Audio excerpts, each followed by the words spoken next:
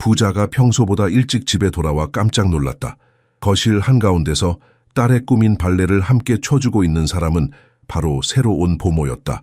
아름다운 선율 속에서 웃는 두 사람을 바라보며 그는 눈시울이 붉어졌다. 그 순간 돈으로는 살 수 없는 진짜 행복이 무엇인지 깨달았다.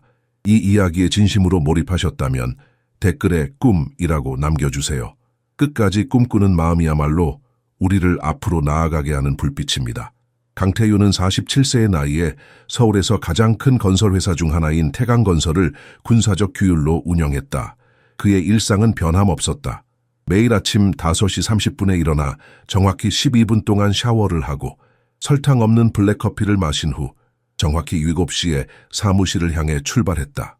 이런 수학적 정확성은 태강건설을 대한민국 5대 기업 중 하나로 성장시켰지만 동시에 그와 8살 딸 수아 사이에 보이지 않는 벽을 만들었다.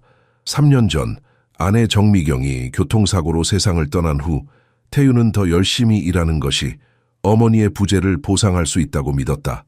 그는 수에게 물질적으로 모든 것을 제공했다. 호화로운 방, 수입 장난감, 명품 옷, 그리고 최고의 사립학교 입학까지. 하지만 어떤 비싼 선물도 수아의 갈색 눈에 깊이 자리 잡은 슬픔을 감출 수 없었다. 까라라 대리석 식탁에서 아침 식사를 하는 동안 수아는 아빠와 소통하려 노력했지만 태윤은 항상 휴대폰에 빠져 주식시장을 확인하기 바빴다. 수아가 발레리나가 되고 싶다는 꿈에 대해 이야기할 때면 그는 어린아이의 환상에 대해 논의하기에는 너무 바쁘다며 화제를 바꿨다.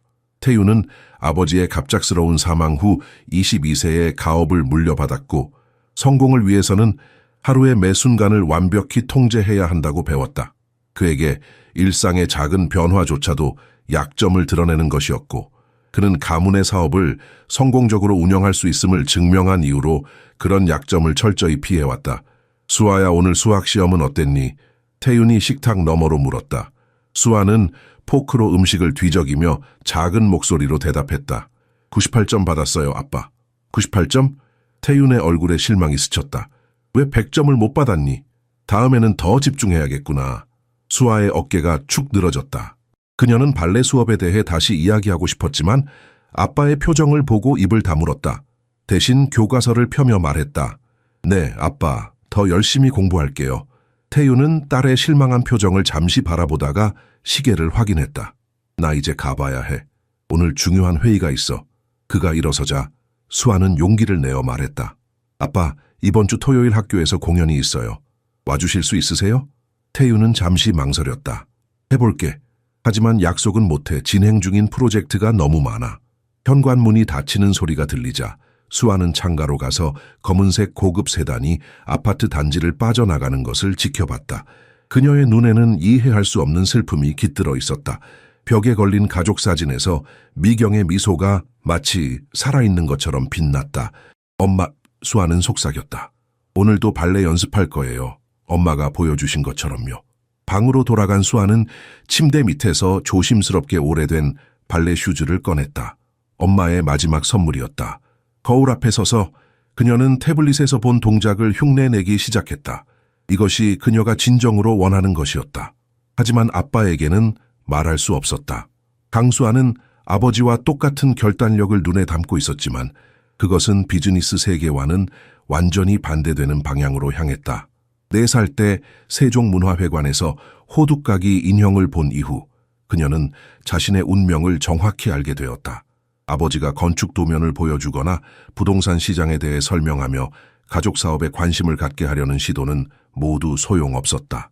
수아의 심장은 무용수들이 무대에서 우아하게 움직이는 모습을 볼 때, 클래식 음악을 들을 때, 또는 태블릿으로 몰래 본 영상에서 기억한 동작을 재현하려 할 때 진정으로 뛰었다.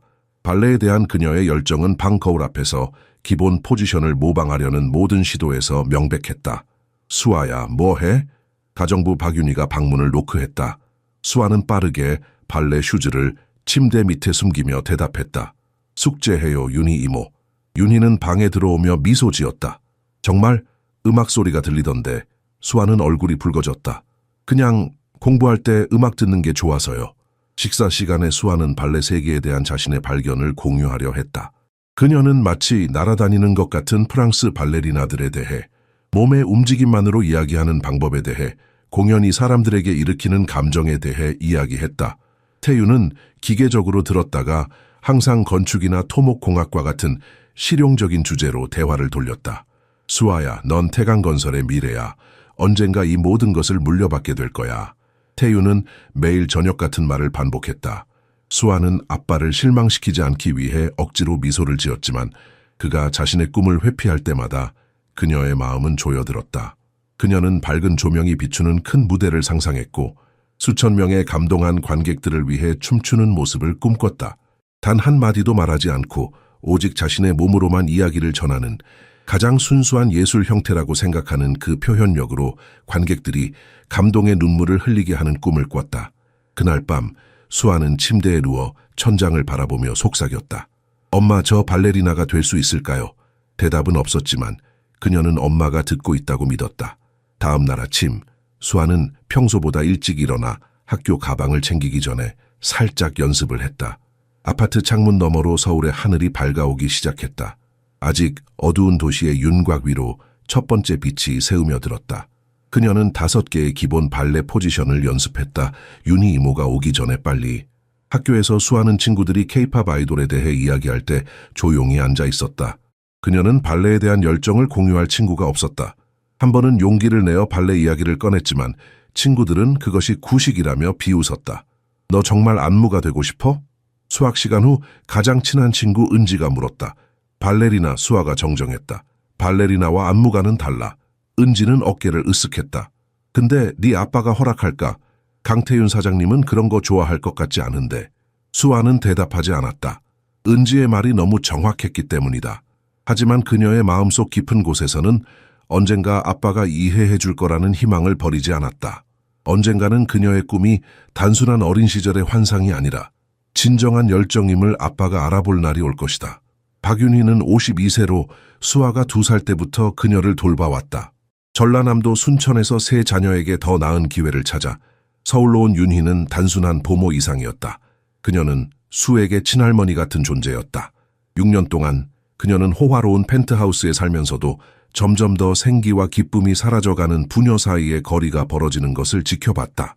윤희의 피로는 단순히 육체적인 것이 아니라 특권층 가족이 점차 멀어지는 것을 지켜보는 데서 오는 감정적 소진이었다. 태유는 아침부터 밤늦게까지 끊임없이 일했고 수아는 대부분의 시간을 발레 영상에 몰두하며 혼자 방에서 보냈다.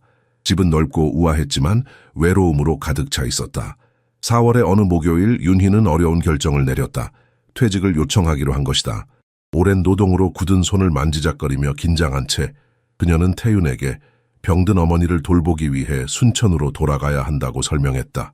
또한 자신의 존재 없이 성장하는 아이들과 더 가까이 있어야 할 필요성도 있었다. 그녀가 직접 말했듯이 이것은 가슴의 문제였다. 정말 그만두실 생각이세요? 태윤은 완전히 놀란 표정으로 물었다. 월급을 올려드릴게요. 어머님 병원비도 제가 부담하겠습니다. 제발 다시 생각해 보세요. 윤희는 눈물을 참으며 고개를 저었다. 감사합니다, 사장님. 하지만 제 어머니는 이제 90세가 넘으셨고 저한테 필요하세요. 제 아이들도요. 태유는 책상 앞에서 초조하게 서성였다. 수아는 어떡하죠? 윤희 씨가 얼마나 중요한 존재인지 아시잖아요. 수아는 똑똑한 아이예요. 적응할 거예요. 윤희의 목소리는 흔들렸다. 하지만 아이에게 필요한 건 저가 아니라 아버지의 시간이에요, 사장님. 대화의 일부를 들은 수아는 충격을 받았다. 윤희는 단순한 보모가 아니었다. 그녀는 학교에서 돌아올 때 항상 있었고 숙제를 도와주었으며 판단 없이 발레 이야기를 들어주는 사람이었다. 그날 밤 윤희는 수아의 방에 들어와 부드럽게 침대에 앉았다. 달빛이 창문을 통해 새우며 들어 두 사람의 슬픈 얼굴을 비췄다. 정말 가야 해요? 수아가 물었다. 목소리가 떨렸다.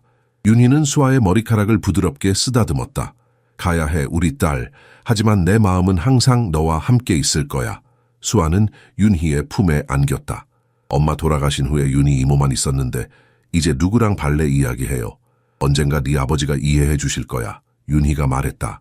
그분도 널 사랑하시지만 그걸 표현하는 방법을 잊어버리셨을 뿐이야. 윤희는 작은 상자를 꺼냈다. 이건 너에게 주는 작별 선물이야. 수아가 상자를 열자 작고 아름다운 발레리나 오르골이 나왔다. 이걸 볼 때마다 내 꿈을 절대 포기하지 마. 수아의 눈에서 눈물이 흘러내렸다. 약속할게요. 윤희 이모. 윤희가 떠나기로 한 날, 아파트 로비에서 마지막 작별 인사를 나눌 때 태윤도 처음으로 감정을 드러냈다. 그는 윤희의 손을 꼭 잡고 말했다. 우리 가족을 위해 해주신 모든 것에 감사드립니다. 언제든 돌아오고 싶으시면 문은 항상 열려 있습니다. 택시가 떠나자 수아는 창가에 서서 차가 시야에서 사라질 때까지 손을 흔들었다. 그녀는 발레리나 오르골을 꼭 쥐고 있었다. 이제 그녀의 꿈을 응원해주는 사람은 아무도 없었다. 윤희가 떠난 후 며칠은 태윤의 체계적인 삶이 완전한 혼돈으로 변했다. 수년 만에 처음으로 그는 수아와 함께 집에 있기 위해 중요한 회의를 취소해야 했다. 그는 임시 보모를 제공하는 대행사를 고용했지만 매일 다른 사람이 왔고 아무도 윤희가 수아와 맺었던 유대감을 형성하지 못했다. 아빠, 오늘은 누가 와요? 수아가 아침 식사 테이블에서 물었다. 눈에는 기대 대신 체념이 있었다. 태윤은 한숨을 쉬며 휴대폰을 내려놓았다. 오늘은 김 씨라는 분이 오실 거야. 대행사에서는 그분이 어린이들과 일한 경험이 많다고 했어. 수아는 조용히 고개를 끄덕였다. 어차피 내일이면 또 다른 낯선 사람이 올 것이다. 태윤이 사무실로 출발한 후 수아는 더욱 내향적이 되어 발레 영상을 보고 혼자서 동작을 모방하며 방에서 몇 시간을 보냈다. 이것이 새로운 일상의 불안정 속에서 그녀의 유일한 기쁨의 원천이었다. 윤희의 부재는 태윤이 가정이 조화롭게 기능하도록 유지하기 위해 그녀에게 얼마나 의존했는지를 분명히 보여주었다. 수년 만에 처음으로 그는 과도하게 일하고 딸의 어린 시절의 중요한 순간들을 놓치고 있는 것은 아닌지 의문을 가졌다. 임시 보모들의 끊임없는 교체는 부녀 모두에게 좌절감을 안겼고 그들은 대체 인력과 지속적인 유대를 형성하지 못했다. 그날 저녁 태윤은 평소보다 일찍 귀가했다. 아파트에 들어서자 이상한 침묵이 그를 맞이했다. 수아야? 그가 불렀다. 목소리에 걱정이 묻어났다. 그는 거실을 지나 수아의 방으로 향했다. 문이 살짝 열려 있었고 그는 들어가기 전에 잠시 멈췄다. 수아는 그를 알아채지 못했다. 그녀는 방 한쪽에 서서 태블릿의 영상을 따라 우아하게 움직이고 있었다. 그녀의 얼굴에는 태윤이 오랫동안 보지 못했던 집중력과 기쁨이 있었다. 태윤은 문틀에 기대어 딸을 지켜봤다. 그가 마지막으로 수아가 이렇게 행복해하는 것을 본 것이 언제였을까? 아마도 미경이 살아있을 때일 것이다. 아빠, 수아가 갑자기 그의 존재를 알아차리고 깜짝 놀라 태블릿을 끄려 했다. 아니야, 계속해. 태윤이 말했다. 수아의 당혹감을 보고 가슴이 아팠다. 네가 하던 거 보고 싶어. 수아는 불안하게 발을 움직였다. 별거 아니에요. 나한테 보여줄래? 태윤이 부드럽게 요청했다. 자신도 놀랄 정도로. 수아는 잠시 망설이다. 조심스럽게 태블릿을 다시 켰다. 차이콥스키의 호두까기 인형 음악이 방을 채웠다. 그녀는 천천히 움직이기 시작했고 처음에는 부끄러워했지만 곧 음악에 빠져들었다. 태윤은 그 순간 이전에 간과했던 수아에 대한 세부 사항들을 깨닫기 시작했다. 그는 춤에 대한 그녀의 진정한 열정, 영상만 보고도 복잡한 안무를 외우는 능력, 그리고 무엇보다 그녀를 진정으로 이해해줄 누군가가 필요하다는 것을 알아챘다. 음악이 끝나자 수아는 아버지를 조심스럽게 올려다봤다. 정말 아름다웠어. 태윤이 말했다. 목소리가 약간 흔들렸다. 8살임에도 불구하고 수아는 걱정하는 아버지를 위로하려 노력하며 놀라운 성숙함을 보여주었다. 그녀는 아버지에게 곧 새로운 보모가 나타날 것이라고 확신시켰고 우리가 가장 필요로 할 때 하느님이 항상 좋은 사람들을 우리 삶에 보내주신다는 윤희의 가르침을 인용했다. 이 말은 태윤의 마음을 깊이 건드렸고 그의 부모 역할 접근 방식에 필요한 변화에 대해 생각하게 만들었다. 그날 밤 잠자리에 들기 전 태윤은 미경의 사진을 오랫동안 바라보았다. 내가 모든 걸 망치고 있어. 그가 속삭였다. 어떻게 해야 할지 모르겠어. 창밖으로 서울의 불빛이 빛나고 있었다. 내일은 새로운 보모를 찾아야 했다. 하지만 이번에는 다른 무언가를 찾고 있다는 것을 태윤은 알았다. 단순한 보모가 아니라 수아의 꿈을 이해할 수 있는 사람을. 4월 말 비 내리는 월요일, 이서희는 강가 장지아에 전화를 걸었다. 그녀의 부드럽고 교양 있는 목소리는 지난 몇 주 동안 집을 방문했던 다른 지원자들과는 달리 태윤의 관심을 즉시 끌었다. 서희는 보모를 찾는 광고를 보았으며 아이들과 함께 일한 풍부한 경험과 이전 가정에서의 훌륭한 추천서를 가지고 있다고 설명했다. 인터뷰를 위해 오늘 오후에 시간이 되실까요? 태윤이 물었다. 네, 괜찮습니다. 2시에 뵙겠습니다. 서희의 목소리에는 자신감이 넘쳤다. 서희는 34세로 비밀로 간직해온 이야기를 가지고 있었다. 서울 북부 중하류층 가정에서 태어난 그녀는 5살 때 춤에 대한 열정을 발견했다. 어머니가 성수동의 발레 학원에서 청소부로 일할 때 방학 동안 그녀를 데려갔기 때문이다. 어린 서희는 유리문을 통해 수업을 훔쳐보며 완전히 매료되었다. 최정화 선생님 60세 전 국립발레단 수석 무용수는 어린아이의 진정한 관심을 알아보고 스튜디오 청소를 돕는 대가로 무료 수업을 제공했다. 15년 동안 서희는 발레를 위해 살았다. 학교 전에 새벽 5시에 일어나 연습하고 오후에는 스튜디오에서 시간을 보내고 주말에는 공연과 대회에 참가했다. 오후 2시 정각 아파트 출입구 인터폰이 울렸다. 강태윤님 댁입니다. 서희가 말했다. 경비원이 그녀를 안내했고 곧 그녀는 엘리베이터를 타고 28층 펜트하우스로 올라갔다. 문을 열자 태윤은 서희의 우아한 외모와 고든 자세에 감명을 받았다.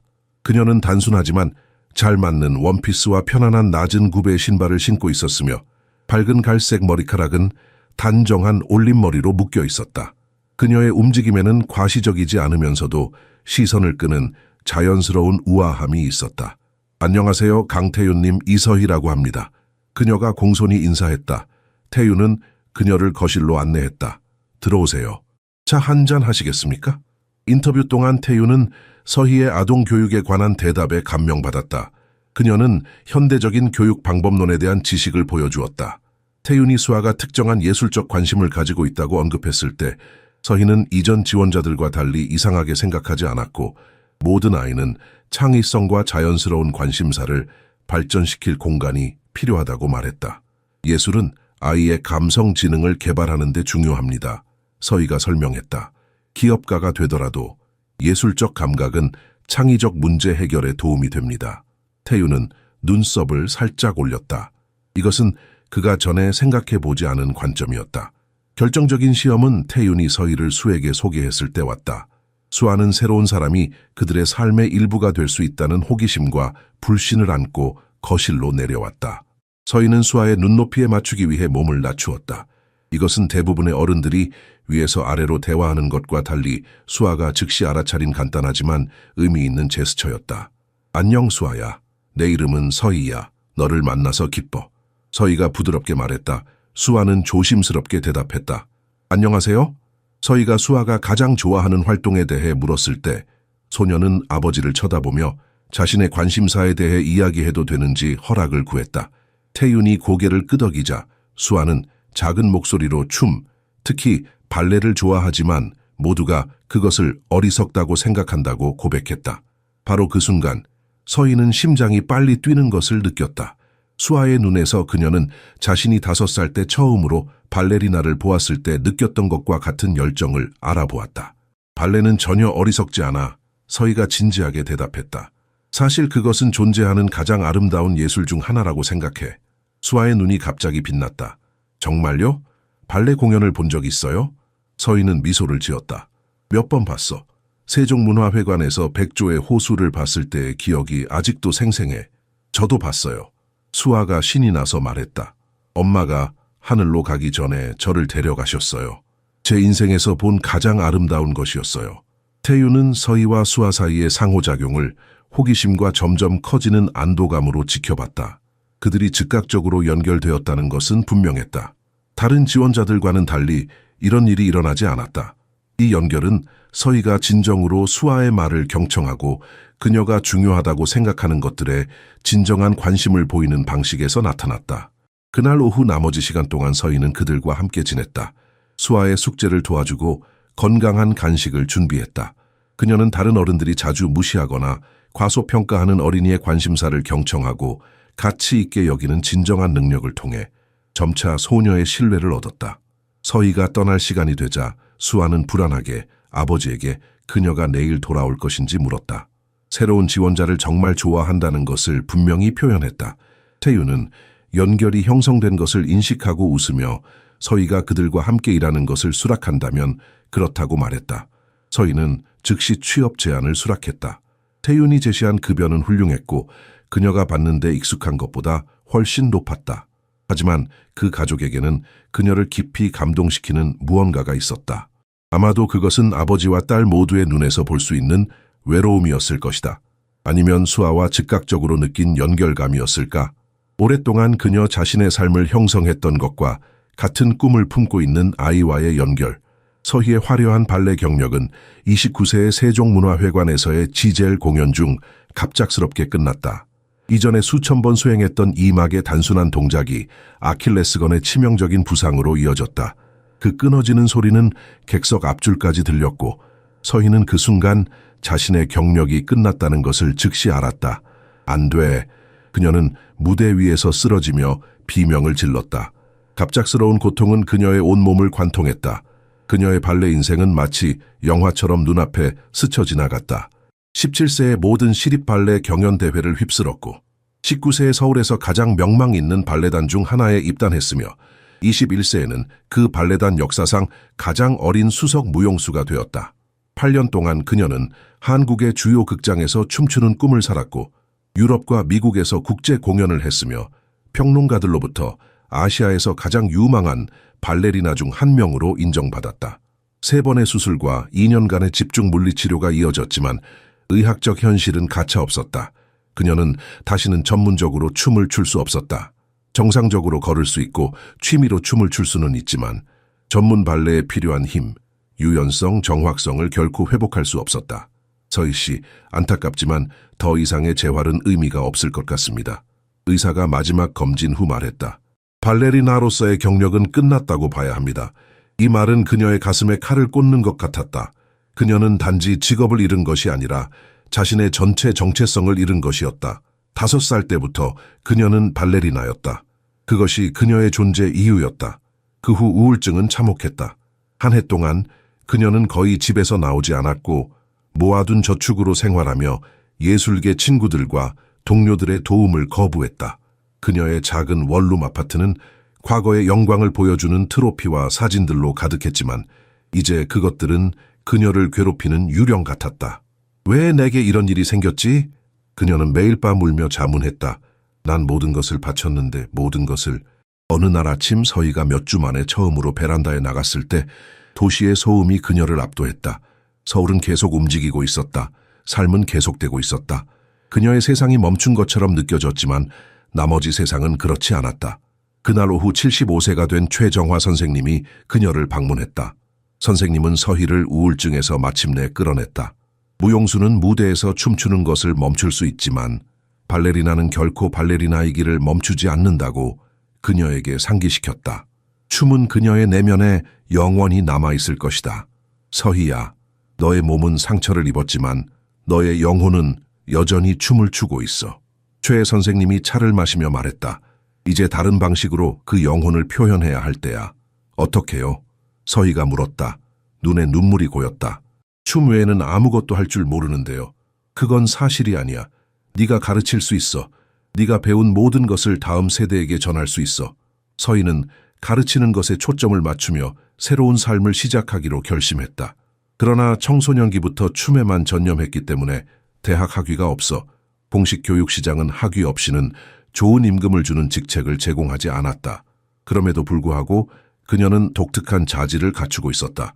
개인 발레 레슨을 통해 아이들과 일하는 능력을 개발했고 사람들을 다루는 특별한 감수성도 있었다. 어머니의 친구 한 명이 부유한 가정에서 보모로 일하라고 제안했다. 그런 가정은 교양 있고 세련된 보모를 높이 평가했다. 3년 동안 서희는 내 가정에서 일했으며 고용주들의 불편한 기대나 동정을 피하기 위해 전문 발레리나로서의 과거를 결코 밝히지 않았다. 하지만 매일 밤 혼자 있을 때 그녀는 춤을 췄다. 발목의 통증에도 불구하고 완벽하지 않은 발레 동작으로 그녀는 거실에서 음악에 맞춰 움직였다. 그것은 치유 과정의 일부였고 그녀가 아직 살아있다는 것을 자신에게 상기시키는 방법이었다. 내가 춤을 출 수 없다면 적어도 다른 사람이 춤추는 것을 도울 수 있어. 그녀는 매일 아침 거울을 보며 자신에게 다짐했다. 그리고 이제 수아라는 소녀를 만났다. 그녀의 눈에서 서희는 자신의 어린 시절을 보았다. 같은 꿈, 같은 열정, 같은 순수함. 강가에서의 일자리는 단순한 일자리 이상이었다. 그것은 어쩌면 새로운 시작, 그녀의 상처받은 마음에 치유를 가져다 줄 기회였다. 서희가 그 4월 오후에 강가의 펜트하우스에 도착했을 때 그녀는 자신이 묻으려 했던 모든 기억을 일가을 아이를 만나게 될 줄은 몰랐다.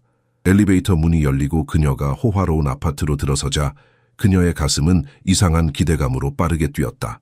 부엌에서 흘러나오는 은은한 차 향기가 그녀를 방했다. 어서 오세요, 이서희 씨. 태윤이 정중하게 인사했다. 그의 단정한 슈트와 넥타이는 그가 사무실에서 막 돌아왔음을 말해주었다. 차 한잔 하시겠습니까? 서희는 그의 사무적인 태도에 주목했다. 그의 눈 밑에는 피로한 주름이 있었고 뺨은 약간 홀쭉해 보였다. 이것은 그가 최근 몇 주 동안 충분한 휴식을 취하지 못했다는 징후였다. 네, 감사합니다. 그녀는 부드럽게 대답했다. 평소보다 더 곧게 선 자세로. 면접 중 태윤은 아동 교육에 관한 서희의 대답에 깊은 인상을 받았다. 그녀는 현대적인 교육 방법론에 대한 지식과 아이들이 자연스러운 관심사를 개발할 공간을 갖는 중요성에 대한 이해를 보여주었다. 수아는 독특한 아이입니다. 태윤이 잠시 망설이며 말했다.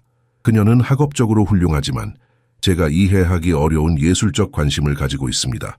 서희는 고개를 살짝 기울였다. 모든 아이는 독특합니다, 강 사장님. 수아 양이 어떤 예술에 관심이 있나요? 태윤이 대답하기 전에 작은 발소리가 복도에서 들려왔다. 수아가 조심스럽게 거실로 들어왔다. 낯선 사람을 보는 아이들, 특유의 호기심과 경계심이 섞인 표정으로. 그녀는 학교 유니폼을 여전히 입고 있었고 머리는 단정한 포니테일로 묶여 있었다. 서희는 본능적으로 수아의 눈높이에 맞추기 위해 무릎을 굽혔다. 이 작은 제스처가 수아의 표정을 즉시 부드럽게 만들었다. 안녕 수아야, 서희가 따뜻하게 말했다. 내 이름은 서희야. 너를 만나서 정말 반가워. 수아는 아버지를 올려다보고 다시 서희를 바라봤다. 안녕하세요. 그녀가 작은 목소리로 대답했다. 수아 양이 가장 좋아하는 것이 무엇인지 말해줄래? 서희가 물었다. 수아는 다시 아버지를 바라봤다. 이번에는 허락을 구하는 눈빛으로. 태윤이 고개를 끄덕이자 소녀는 큰 숨을 들이쉬고 말했다. 저는 춤추는 걸 좋아해요. 특히 발레요. 하지만 모두들 그게 어리석다고 해요. 서희의 심장이 빠르게 뛰기 시작했다. 그 순간 그녀는 자신의 어린 시절을 그 아이의 눈에서 보았다. 그것은 마치 시간이 역행하는 것 같았다. 발레가 어리석다고? 서희가 진지하게 대답했다. 오히려 발레는 내가 아는 가장 아름다운 예술 중 하나야. 수아의 눈이 커졌다. 처음으로 누군가가 그녀의 열정을 이해하고 존중하는 것 같았다. 진짜로 생각하세요? 수아가 물었다. 이제 그녀의 목소리에는 흥분이 실렸다. 물론이지. 서희가 미소 지었다. 발레리나들은 세상에서 가장 강한 사람들이야. 그들은 발끝으로 서서 공중에서 날아다니는 것 같아 보이지만 그 뒤에는 엄청난 힘과 훈련이 있거든. 수아의 눈이 반짝였다. 저도 그렇게 생각해요. 제가 태블릿으로 발레 영상을 볼 때마다 그들이 얼마나 힘이 센지 알 수 있어요. 하지만 아무도 제 말을 들어주지 않아요. 태윤은 놀란 표정으로 이 대화를 지켜봤다. 수아가 처음으로 누군가에게 열정을 자신 있게 표현하는 모습을 보니 생경했다. 서희는 수에게 이미 어떤 발레 공연을 봤는지 물었다. 소녀의 눈이 더욱 밝아졌다. 호두까기 인형이요, 그녀가 외쳤다. 엄마가 하늘로 가기 전에 저를 데려가셨어요. 제 인생에서 본 가장 아름다운 것이었어요. 서희는 그 순간 자신도 같은 공연을 어릴 때 보았던 것을 기억했다. 그것이 그녀의 인생을 영원히 바꾸어 놓았다. 그래서 네가 발레리나가 되고 싶니? 서희가 부드럽게 물었다. 수아는 아버지를 힐끗 쳐다보고 고개를 끄덕였다. 네, 하지만 그건 그냥 꿈이에요. 그녀가 슬프게 덧붙였다. 꿈은 아주 중요해. 서희가 말했다. 꿈이 있는 사람은 언제나 더 밝게 빛나거든. 그 오후 나머지 시간 동안 서희는 수아가 숙제하는 것을 도왔고 간식을 준비했으며 천천히 소녀의 신뢰를 얻었다. 저녁이 되어 서희가 떠날 때 수아는 아버지에게 애원하는 눈빛으로 물었다. 서희 언니가 내일도 올 거예요? 태윤은 딸의 눈에서 오랜만에 보는 희망의 빛에 놀랐다. 그건 서희 씨가 우리와 함께 일하고 싶은지에 달려있지. 그가 서희를 바라보며 말했다. 서희는 망설임 없이 대답했다. 물론이죠. 내일 아침 일찍 오겠습니다. 집으로 돌아가는 지하철에서 서희는 창밖으로 흐르는 서울의 밤 풍경을 바라보며 생각에 잠겼다. 어쩌면 이것이 그녀가 찾던 두 번째 기회일지도 모른다. 춤출 수는 없지만 적어도 다른 사람의 꿈을 도울 수 있을지도. 다음 날 아침, 서희는 약속대로 일찍 도착했다. 아직 해가 완전히 뜨지 않은 시간 서울의 고층 빌딩들은 새벽 안개에 쌓여 있었다. 엘리베이터를 타고 28층으로 올라가면서 그녀는 어젯밤 내내 생각했던 수아의 얼굴을 떠올렸다. 현관문을 열자 태윤이 넥타이를 메고 있는 모습이 보였다. 아, 서희 씨, 일찍 오셨네요. 수아는 아직 자고 있어요. 학교 가기 전에 아침 식사 좀 챙겨주세요. 네, 걱정 마세요. 서희가 대답했다. 태윤은 서류 가방을 집어들며 출근 준비를 했다. 오늘 저녁에는 회의가 있어서 늦을 것 같아요. 수아 저녁도 부탁드립니다. 알겠습니다, 사장님. 태윤이 현관문을 닫자 아파트는 갑자기 조용해졌다. 서희는 부엌으로 가서 아침 식사를 준비하기 시작했다. 냉장고에는 거의 음식이 없었다. 기본적인 것들만 채워져 있었고 대부분 배달 음식 포장 용기였다. 그녀는 한숨을 쉬며 간단한 계란찜과 밥을 준비했다. 수아의 방문을 조심스럽게 두드리자 졸린 목소리가 들렸다. 네? 수아야, 일어날 시간이야. 학교 갈 준비해야지. 문이 열리고 수아가 잠옷 차림으로 나타났다. 머리카락은 엉망이었고 눈은 반쯤 감겨 있었다. 하지만 서희를 보자마자 그녀의 눈이 완전히 떠졌다. 서희 언니, 수아가 기뻐하며 외쳤다. 갑자기 모든 졸음이 사라진 듯했다. 아침 식사 동안 수아는 평소보다 훨씬 말이 많았다. 그녀는 학교에서 배우는 것들, 친구들에 대해, 특히 발레에 대한 자신의 꿈에 대해 이야기했다. 서희는 눈을 크게 뜨고 경청했다. 수아의 모든 말에 진정한 관심을 보이며. 그런데 서희 언니는 발레를 춰봤어요? 수아가 갑자기 물었다. 서희는 잠시 숨을 멈추었다. 그녀는 자신의 과거에 대해 말하지 않기로 결심했었다. 하지만 수아의 순수한 호기심 앞에서 그녀는 조금은 솔직해지기로 했다. 내 어렸을 때 조금 배웠어. 그녀가 신중하게 대답했다. 수아의 눈이 반짝였다. 정말요? 그럼 저한테 몇 가지 동작 가르쳐 주실 수 있어요? 서희는 미소 지었다. 물론이지. 하지만 먼저 학교에 가야 하지 않을까? 수아는 서둘러 준비를 마치고 학교로 향했다. 서희는 그녀를 학교 정문까지 데려다 주었다. 돌아오는 길에 그녀는 시장에 들러 장을 봤다. 냉장고를 채울 신선한 재료들과 건강한 간식거리를 구입했다. 오후 수아가 학교에서 돌아왔을 때 그녀는 책가방을 던지듯이 내려놓고 즉시 물었다. 이제 발레 배워도 돼요?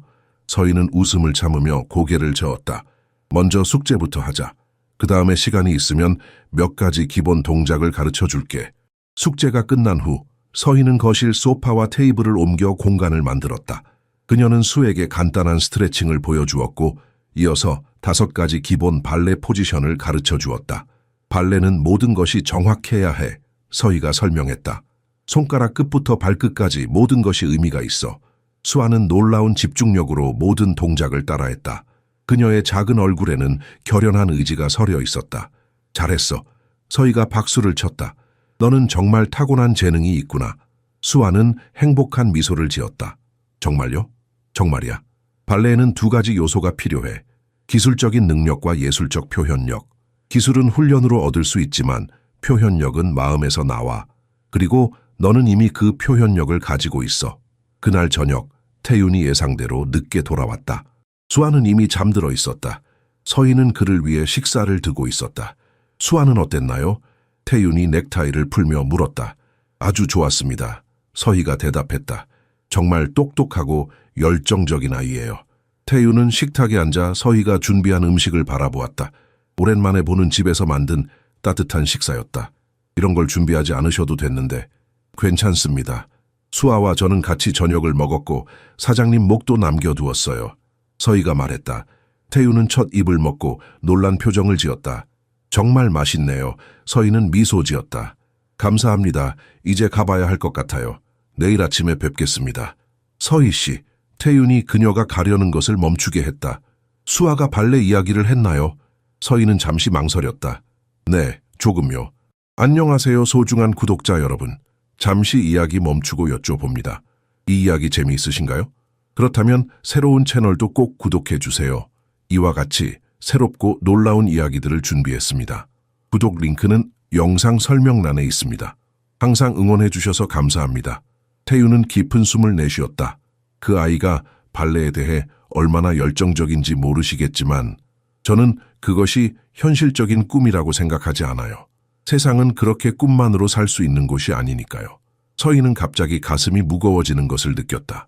그녀는 태윤의 눈을 똑바로 바라보며 부드럽게 말했다. 모든 위대한 성취는 처음에는 꿈에서 시작됩니다, 사장님.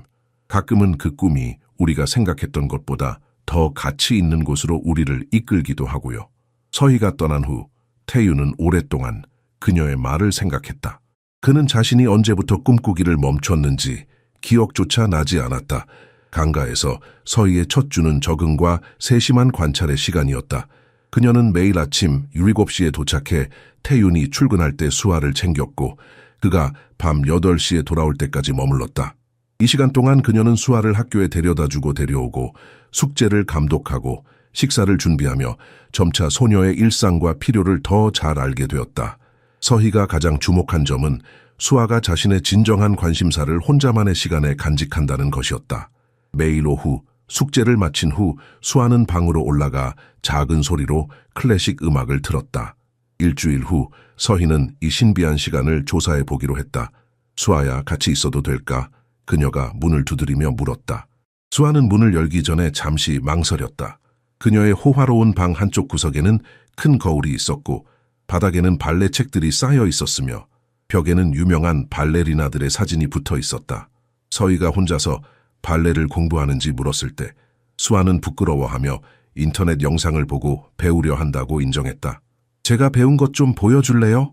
서희가 무릎을 꿇고 수아의 눈높이에 맞추며 물었다. 수아는 눈에 띄게 놀란 표정을 지었다.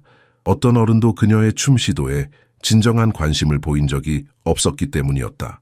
윤희 이모조차도 항상 그녀를 지지했지만 발레에 대해서는 아무것도 모른다고 인정했었다.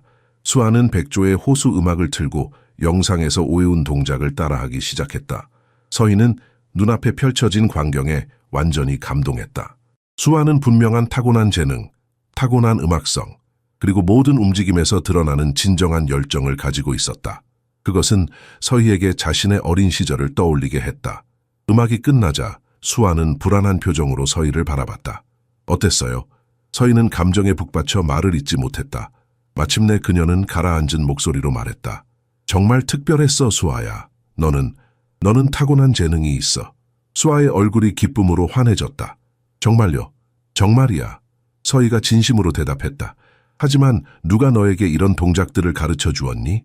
아무도요. 수아가 대답했다. 인터넷 영상을 보고 혼자 배웠어요. 아빠가 시간 낭비라고 생각하셔서요. 서희는 가슴이 아파왔다. 내 아빠에게는 말하지 않았구나. 수아는 고개를 저었다. 아빠는 제가 태강건설을 이어받길 원하세요. 제가 발레 이야기를 할 때마다 화제를 바꾸시거나 제 공부에 집중하라고 말씀하세요. 서희는 수아 옆에 앉았다. 발레를 추는 건 너에게 어떤 느낌이니? 수아의 눈이 빛났다. 제가 춤을 출 때는 자유로워요. 마치 몸이 음악의 일부가 된 것 같고 모든 걱정이 사라져요. 엄마가 살아계실 때 느꼈던 것과 같은 행복감이에요. 그 말에 서희의 눈에 눈물이 고였다. 그녀는 그 느낌을 너무나 잘 알고 있었다. 나도 그 느낌을 알아. 그날 밤 서희는 상황에 대해 생각하느라 잠을 이루지 못했다. 그녀 앞에는 분명한 재능과 발레에 대한 진정한 열정을 가진 아이가 있었지만 아버지는 그녀의 꿈을 좌절시키려 했다. 서희는 자신의 경력 동안 자녀들이 발레 수업을 받도록 데려오는 부모들을 많이 보았지만 그것이 단지 일시적인 취미 활동이기를 바라는 경우가 많았다. 서희는 수아의 교육에 간섭하는 것이 자신의 역할이 아니라는 것을 알았지만 동시에 수아의 삶에 큰 변화를 가져올 수 있는 지식과 경험을 가지고 있다는 것도 알았다. 다음 몇 주 동안 그녀는 조심스럽게 발레와 관련된 작은 활동들을 수아의 일상에 포함시키기 시작했다. 신중하게 위장하면서 유연성 운동은 스트레칭이 되었고 협응력 활동은 게임처럼 보였으며 음악과 리듬에 대한 대화는 자연스럽게 오후 시간에 이루어졌다. 수아는 이러한 활동에 서희가 다른 어떤 상황에서도 보지 못한 열정으로 반응했다. 발레에 대한 열정을 표현할 수 있을 때 꽃을 피웠다. 어느 날 오후 수아가 학교에서 돌아온 후 서희는 특별한 계획을 준비했다. 오늘은 특별한 수업을 할 거야. 그녀가 발표했다. 수아의 눈이 호기심으로 커졌다. 무슨 수업이요? 서희는 작은 가방을 열어 아동용 발레 슈즈 한 쌍을 꺼냈다. 이건 내가 처음 발레를 배웠을 때 신던 것과 같은 종류의 슈즈야. 내 발에 맞을 것 같아서 가져왔어.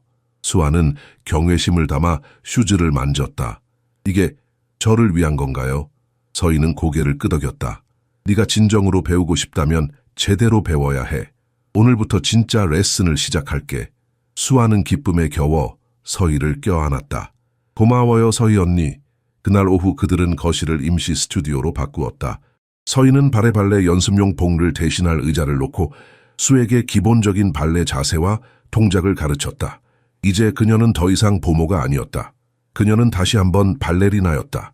서희는 수아의 특별한 재능을 진심으로 칭찬하며 누가 그런 동작들을 가르쳐 주었는지 물었다.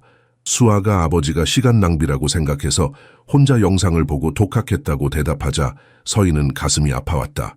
그 어린 나이에 그런 의지와 열정을 보이는 아이가 오히려 좌절을 겪고 있다니. 수아야, 정말 아름답게 추는구나. 그런데 아빠는 너의 춤에 대해 어떻게 생각하셔? 서희가 조심스럽게 물었다. 수아의 얼굴이 어두워졌다. 아빠는 제가 공부에 집중해야 한다고 하세요. 발레는 취미일 뿐이라고요. 아빠는 제가 자라서 태강건설을 이어받길 원하세요. 서희는 수아의 작은 손을 잡았다. 그렇구나. 그래도 네가 정말 좋아하는 일이라면 포기하지 말았으면 좋겠어. 수아의 눈에 눈물이 고였다. 정말 포기하고 싶지 않아요. 춤출 때만 제가 진짜 저인 것 같아요. 엄마가 계셨을 때처럼요. 서희는 수아를 가볍게 안아주었다. 내 마음을 이해해. 나도 어렸을 때 발레를 정말 사랑했거든. 서희 언니도 발레리나가 되고 싶었어요. 수아가 호기심 어린 눈으로 물었다. 서희는 깊은 숨을 들이마셨다. 이건 위험한 질문이었다. 그녀의 과거를 드러내면 태윤에게 문제가 될 수 있었지만 수아의 순수한 관심 앞에서 거짓말을 할 수는 없었다. 사실 나는 발레리나였어. 서희가 마침내 고백했다. 수아의 눈이 커졌다. 정말요? 진짜 발레리나였어요? 큰 극장에서 춤추고 그랬어요? 서희는 미소 지었다. 그랬어. 국립발레단에서 춤췄지. 하지만 그건 오래전 이야기야. 왜 그만두셨어요? 수아가 물었다. 서희의 표정이 일그러졌다. 다리를 다쳤어. 아킬레스건이라고. 발 뒤꿈치 근처에 힘줄이 끊어졌지. 그 후로는 더 이상 전문적으로 춤을 출 수 없었어. 수아는 서희의 얼굴을 자세히 살폈다. 그래서 슬펐어요? 매우 슬펐어. 서희가 솔직하게 대답했다. 내 인생의 전부였으니까. 하지만 시간이 지나면서 깨달았어. 비록 내가 무대에서 춤출 수는 없지만 여전히 발레를 사랑하고 다른 사람들에게 가르칠 수 있다는 걸. 그럼 저한테도 가르쳐 주실 수 있어요? 수아가 희망에 찬 목소리로 물었다. 서희는 잠시 망설였다. 할 수 있지만 네 아빠가 어떻게 생각하실지 모르겠어. 비밀로 하면 안 돼요? 수아가 속삭였다. 아빠는 모르셔도 돼요. 저는 그냥 배우고 싶어요. 서희는 도덕적 딜레마에 빠졌다. 한편으로는 고용주의 뒤에서 비밀을 유지하는 것이 옳지 않다는 것을 알았다. 하지만 다른 한편으로는 그녀는 수아의 눈에서 자신의 어린 시절을 보았다. 그리고 자신이 가진 지식과 경험으로 이 아이의 삶에 큰 변화를 줄 수 있다는 것을 알았다. 알았어. 서희가 마침내 결정했다. 우리가 함께 있는 동안 내가 너에게 기본적인 발레를 가르쳐 줄게. 하지만 언젠가는 네 아빠에게 말해야 할 거야. 약속해? 수아는 열정적으로 고개를 끄덕였다. 약속해요. 정말 감사해요, 서희 언니. 그날부터 그들은 비밀 수업을 시작했다. 태윤이 사무실에 있는 동안 서희는 수에게 바른 자세, 기본 포지션, 간단한 동작들을 가르쳤다. 그녀는 8살 아이에게 적합한 훈련 방법을 알고 있었고 발레의 역사와 이론에 대해서도 이야기해 주었다. 발레는 단순히 예쁜 동작이 아니야. 서희가 설명했다. 각 동작에는 의미와 이야기가 있어. 발레리나의 몸은 도구야. 감정과 이야기를 전달하는 도구지. 수아는 놀라운 속도로 배웠다. 그녀는 타고난 균형 감각과 유연성을 가지고 있었고 무엇보다도 배우려는 열정이 넘쳤다. 그녀의 작은 얼굴은 새로운 동작을 완벽하게 수행했을 때 자부심으로 빛났다. 몇 주 후 태윤은 수아의 변화를 알아차리기 시작했다. 그에 따른 서희가 일을 시작한 이후로 더 행복하고 의사소통이 활발해진 것 같았다. 그녀는 아침 식사와 저녁 식사 시간 동안 대화하는 데 관심을 보였고 사람들이 춤만으로 어떻게 이야기 전체를 전달할 수 있는지 몸을 마치 각 움직임이 단어를 나타내는 책처럼 비유하며 발견한 것들을 공유했다. 어느 날 저녁 태윤이 예상보다 일찍 귀가했을 때 그는 거실에서 나오는 음악 소리를 들었다. 조용히 문을 열자 그는 믿을 수 없는 광경을 목격했다.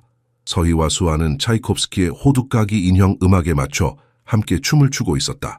하지만 그것은 단순한 춤이 아니었다. 서희는 전문 발레리나의 우아함과 정확성으로 움직이고 있었고 수아는 분명히 체계적인 훈련을 받은 동작들을 수행하고 있었다. 이것은 그가 상상했던 것보다 훨씬 더한 상황이었다.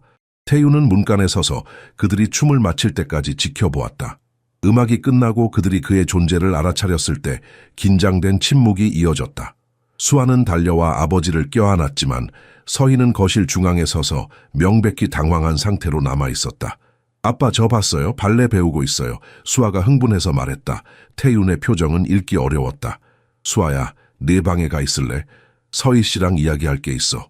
수아의 얼굴에서 미소가 사라졌다. 그녀는 서희를 불안한 눈으로 바라보았다. 괜찮아. 서희가 그녀에게 속삭였다. 그냥 아빠랑 이야기만 할 거야. 수아가 마지못해 방으로 올라간 후 태윤은 서희를 부엌으로 데려갔다.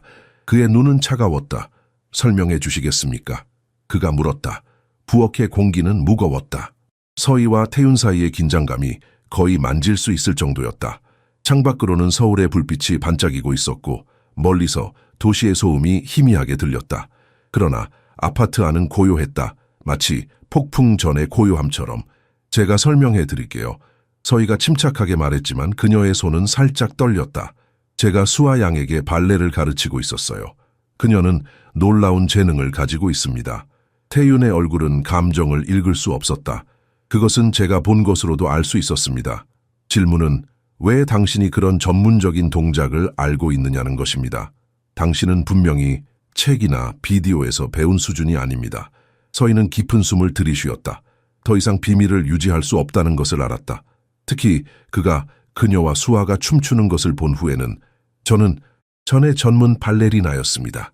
그녀가 고백했다. 국립발레단에서 8년 동안 춤췄고 수석 무용수였습니다. 국내외 공연도 했고요. 3년 전에 부상으로 경력을 마쳤습니다. 태윤의 눈이 놀라움으로 커졌다. 그런데 왜 그것을 처음부터 말하지 않았죠? 제가 발레에 사로잡힌 딸을 돌볼 사람을 찾고 있을 때 서희는 한숨을 쉬었다. 만약 제가 과거에 대해 말했다면 당신은 제가 수아를 같은 길로 이끌려 한다고 생각했을 겁니다. 또한 그것에 대해 이야기하는 것은 여전히 고통스럽습니다. 전문적으로 춤출 능력을 잃는 것은 제 자신의 일부를 잃는 것 같았어요. 태윤은 이해하려 노력했지만 그의 얼굴에는 여전히 실망감이 묻어났다. 그래서 당신은 의도적으로 제 허락 없이 수에게 전문적인 발레 기술을 가르쳤군요. 제가 그런 환상을 키우는 것에 대해 우려한다는 것을 알면서도요. 서희의 눈에 결의가 서렸다. 그녀의 목소리는 점점 더 확고해졌다. 저는 타고난 재능을 가진 아이가 자신의 자연스러운 능력을 개발하도록 돕고 있었습니다. 수아는 발레에 단순한 관심 이상을 가지고 있어요. 그녀는 진정한 재능, 음악성, 표현력을 가지고 있습니다. 이런 것들은 어떤 전문 교사라도 즉시 알아볼 수 있는 것들이죠. 태윤은 좌절감에 손을 들어 올렸다. 저는 당신을 고용해서 수아를 돌보게 했습니다. 불확실성과 실망으로 가득 찬 경력으로 제 딸을 모집하라고 한 게 아닙니다. 당신 자신의 경험이 그 증거 아닌가요? 그 질문은 서희에게 위장을 강타한 듯했다. 그는 그녀의 부상과 경력 종료를 수아가 자신의 재능을 개발하지 못하게 하는 근거로 사용하고 있었다. 제 경력이 부상으로 끝났다고 해서 모든 무용 경력이 실패할 운명이라는 뜻은 아닙니다. 서희가 방어적으로 말했다. 저는 제가 사랑하는 일을 하면서 8년이라는 놀라운 시간을 보냈습니다. 세계를 여행하고 수천 명의 사람들에게 감동을 주고 제 꿈을 살았습니다. 얼마나 많은 사람들이 그런 기회를 가졌다고 말할 수 있을까요? 모든 것이 일어난 후에도 저는 아무것도 바꾸지 않을 겁니다. 저는 제한된 시간 동안만이라도 제 꿈을 산 것이 그것을 시도조차 하지 않는 것보다 낫다고 생각합니다. 태윤은 잠시 말을 잃었다. 서희의 열정과 확신에 놀란 듯했다. 그때 수아가 부엌 문에 나타났다. 눈에는 눈물이 고여 있었다. 제발 저 때문에 싸우지 마세요. 그녀가 간청했다. 서희 언니가 윤희 이모처럼 떠나게 하지 마세요. 태윤은 딸을 바라봤다. 그의 표정이 부드러워졌다. 수아야, 우리는 그냥 어른들의 대화를 나누고 있는 거야. 걱정하지 마. 수아는 결연한 표정으로 앞으로 나섰다. 아빠, 제가 발레를 얼마나 사랑하는지 알아요? 춤출 때만 제가 진짜 행복해요. 엄마가 계셨을 때처럼요. 그 말에 태윤의 눈에 갑작스러운 슬픔이 스쳤다. 그는 한동안 말이 없었다. 서희는 무릎을 꿇고 수아의 눈높이에 맞췄다. 수아야, 이건 어른들이 해결해야 할 문제야. 네 아빠는 너를 사랑하고 내게 최선을 바라시는 거야. 우리 모두 그래. 단지 그것이 어떤 것인지에 대해 의견이 다를 뿐이야. 수아는 아버지를 올려다봤다. 눈에는 간절함이 담겨 있었다. 아빠, 제가 춤추는 걸 한 번만 봐주세요. 제발요. 그런 다음 결정하세요. 태유는 한숨을 쉬었다. 그는 딸의 간절한 눈빛에 저항할 수 없었다. 알았어. 한 번만. 그들은 거실로 돌아갔다. 수아는 음악을 다시 틀었고 서희는 소파에 앉은 태윤 옆에 자리를 잡았다. 그녀가 정말 특별한 아이라는 것을 알게 될 거예요. 서희가 조용히 말했다. 음악이 시작되자 수아는 춤을 추기 시작했다. 그녀는 서희가 가르쳐준 동작들을 수행했지만 이번에는 더 많은 감정과 자신감을 담아 표현했다. 그것은 단순한 어린이의 춤이 아니었다. 그것은 진정한 예술가의 표현이었다. 태윤의 눈에는 깨달음의 빛이 서서히 떠올랐다. 태윤은 수아의 춤을 마지막 음표까지 지켜보았다. 음악이 끝났을 때 거실에 흐르는 정적은 그의 마음속 혼란을 반영하는 듯했다. 수아는 숨을 헐떡이며 아버지의 반응을 기다렸다. 그녀의 작은 얼굴에는 불안과 희망이 교차했다. 어땠어요, 아빠? 수아가 조심스럽게 물었다. 태윤은 말을 찾지 못했다. 그가 방금 목격한 것은 단순한 어린이의 취미가 아니었다. 그것은 진정한 재능이었다. 그의 딸이 음악에 맞춰 움직이는 방식, 그녀의 손가락 끝에서 발끝까지 이어지는 선의 아름다움, 그리고 무엇보다 그녀의 얼굴에 비치는 순수한 기쁨은 부인할 수 없었다. 정말 아름다웠어, 수아야. 태윤이 마침내 말했다. 목소리가 약간 떨렸다. 수아의 얼굴이 환하게 밝아졌다. 그녀는 아버지에게 달려가 안겼다. 정말요? 정말로요? 정말이야. 태윤이 딸의 머리카락을 쓰다듬으며 말했다. 이제 씻고 자야 할 시간이야. 내일 학교에 가야지. 수아는 서희에게 행복한 미소를 지어 보이고는 계단을 뛰어 올라갔다. 그녀가 방에 들어가자 거실에는 다시 침묵이 내려앉았다. 부인께서 오르셨군요. 태윤이 마침내 말했다. 이제 눈에는 혼란이 서려 있었다. 제 딸은 정말 재능이 있어요. 서희는 조심스럽게 고개를 끄덕였다. 수아 양은 제가 오랫동안 보아온 가장 재능 있는 어린이 중 한 명입니다. 그것은 단지 신체적인 능력이 아니라 그녀가 춤을 통해 자신을 표현하는 방식입니다. 그것은 가르칠 수 없는 것입니다. 태유는 한숨을 내쉬며 소파에 깊이 기대 앉았다. 저는 항상 수아가 제 회사를 이어받길 원했어요. 그것이 제가 그녀에게 줄 수 있는 가장 확실한 미래라고 생각했죠. 제가 일으킨 사업은 안정적이고 존경받고 물질적으로 풍요롭습니다. 발레는 그것은 제가 이해하지 못하는 세계입니다. 미지의 것을 두려워하는 것은 자연스러운 일입니다. 서희가 부드럽게 말했다. 하지만 때로는 우리가 가장 두려워하는 것이 가장 큰 가치를 가져다 주기도 합니다. 태유는 창밖의 서울 야경을 응시했다. 고층 빌딩들의 불빛이 밤하늘을 수놓고 있었다. 저는 그저 그녀를 보호하고 싶었어요. 실패와 상처로부터 보호하고 싶었죠. 하지만 그런 보호가 오히려 더 큰 상처가 될 수도 있습니다. 서희가 말했다. 자신의 열정을 따를 수 없는 것만큼 큰 아픔은 없으니까요. 태윤의 눈에 갑작스러운 이해의 빛이 번쩍였다. 미경, 제 아내는 항상 제가 두려움이 아닌 사랑에 기초한 결정을 내려야 한다고 말했어요. 특히 수아에 관해서는요. 그녀는 제가 지나치게 보호적이라고 말했죠. 그게 가장 큰 실망을 줄 수 있다고요. 그는 서랍에서 작은 사진첩을 꺼냈다. 사진 속에는 젊은 미경이 분홍색 튜튜를 입고 있었다. 제 아내도 어릴 때 발레를 배웠어요. 저는 그것을 잊고 있었어요. 아니, 어쩌면 기억하고 싶지 않았는지도 모르겠네요. 그녀가 떠난 후 그런 기억들은 너무 고통스러웠으니까요. 서희의 눈이 놀라움으로 커졌다. 그런 사실은 몰랐습니다. 미경은 20대 초반까지 춤을 췄어요. 그녀의 부모님이 반대하셔서 결국 그만두었지만요. 태윤의 목소리가 작아졌다. 그리고 이제 제가 같은 실수를 하고 있네요. 그는 오랫동안 침묵했다. 서희는 그가 생각할 시간이 필요하다는 것을 알고 기다렸다. 서희 씨, 태윤이 마침내 말을 이었다. 수에게 발레를 가르쳐 주셔서 고맙습니다. 처음에는 화가 났지만 이제 보니 그것은 제 두려움에서 나온 반응이었던 것 같아요. 감사합니다, 사장님. 하지만 제가 비밀리에 가르친 것은 잘못이었습니다. 솔직히 말씀드렸어야 했어요. 태윤은 고개를 저었다. 제가 들었을까요? 아마도 아니었을 거예요. 때로는 우리가 보아야 할 것을 볼 수 있도록 누군가가 우리를 밀어붙여야 하죠.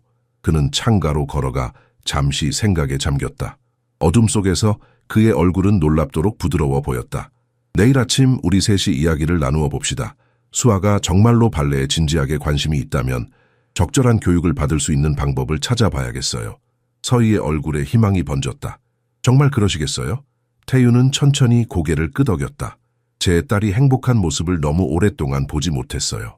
오늘 춤추는 그녀의 얼굴에서 본 그 기쁨은 그것은 제가 그녀에게서 박탈할 권리가 없는 것입니다.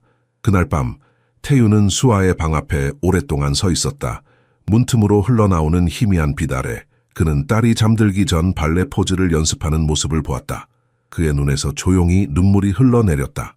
처음으로 그는 수아가 단순히 자신의 연장이 아니라 자신만의 꿈과 열정을 가진 독립된 인간이라는 것을 진정으로 이해했다. 다음 날 아침 태유는 평소보다 1시간 늦게 출근하기로 했다. 아침 식사 테이블에 세 사람이 모였다. 창문으로 들어오는 아침 햇살이 주방을 따뜻하게 비추었다. 수아는 불안한 듯 음식을 가지고 장난치며 아버지와 서희 사이를 번갈아 쳐다봤다. 수아야, 태윤이 부드럽게 말했다. 어제 내 춤을 보고 많은 생각을 했어. 수아는 숨을 참으며 아버지를 응시했다. 네가 춤을 정말 사랑한다는 걸 알겠더구나. 그리고 네가 정말 재능이 있는 것 같아. 수아의 눈이 커졌다. 정말요? 태윤은 깊은 숨을 들이쉬었다. 그래 정말이야. 엄마도 내 나이 때 발레를 좋아했단다. 엄마가요? 수아가 놀라 물었다. 저는 몰랐어요. 그래, 엄마는 대학에 가기 전까지 춤을 췄어. 사실 우리가 처음 만난 것도 엄마가 마지막 발표회를 할 때였지. 태윤의 목소리에 그리움이 묻어났다. 내가 그 사실을 잊고 있었던 것 같구나. 수아의 눈에 눈물이 고였다. 저는 왜 몰랐죠?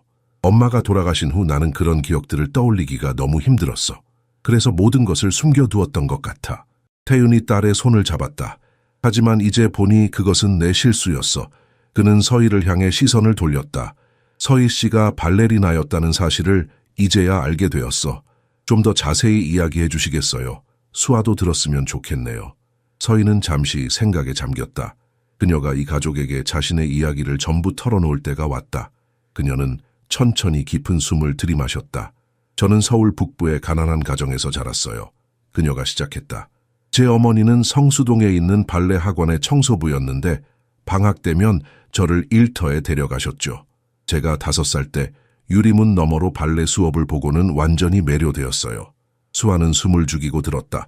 눈은 경외심으로 빛나고 있었다. 최정화 선생님이 제 관심을 알아보시고는 스튜디오 청소를 돕는 대가로 무료 레슨을 제안하셨어요. 15년 동안 발레는 제 전부였죠.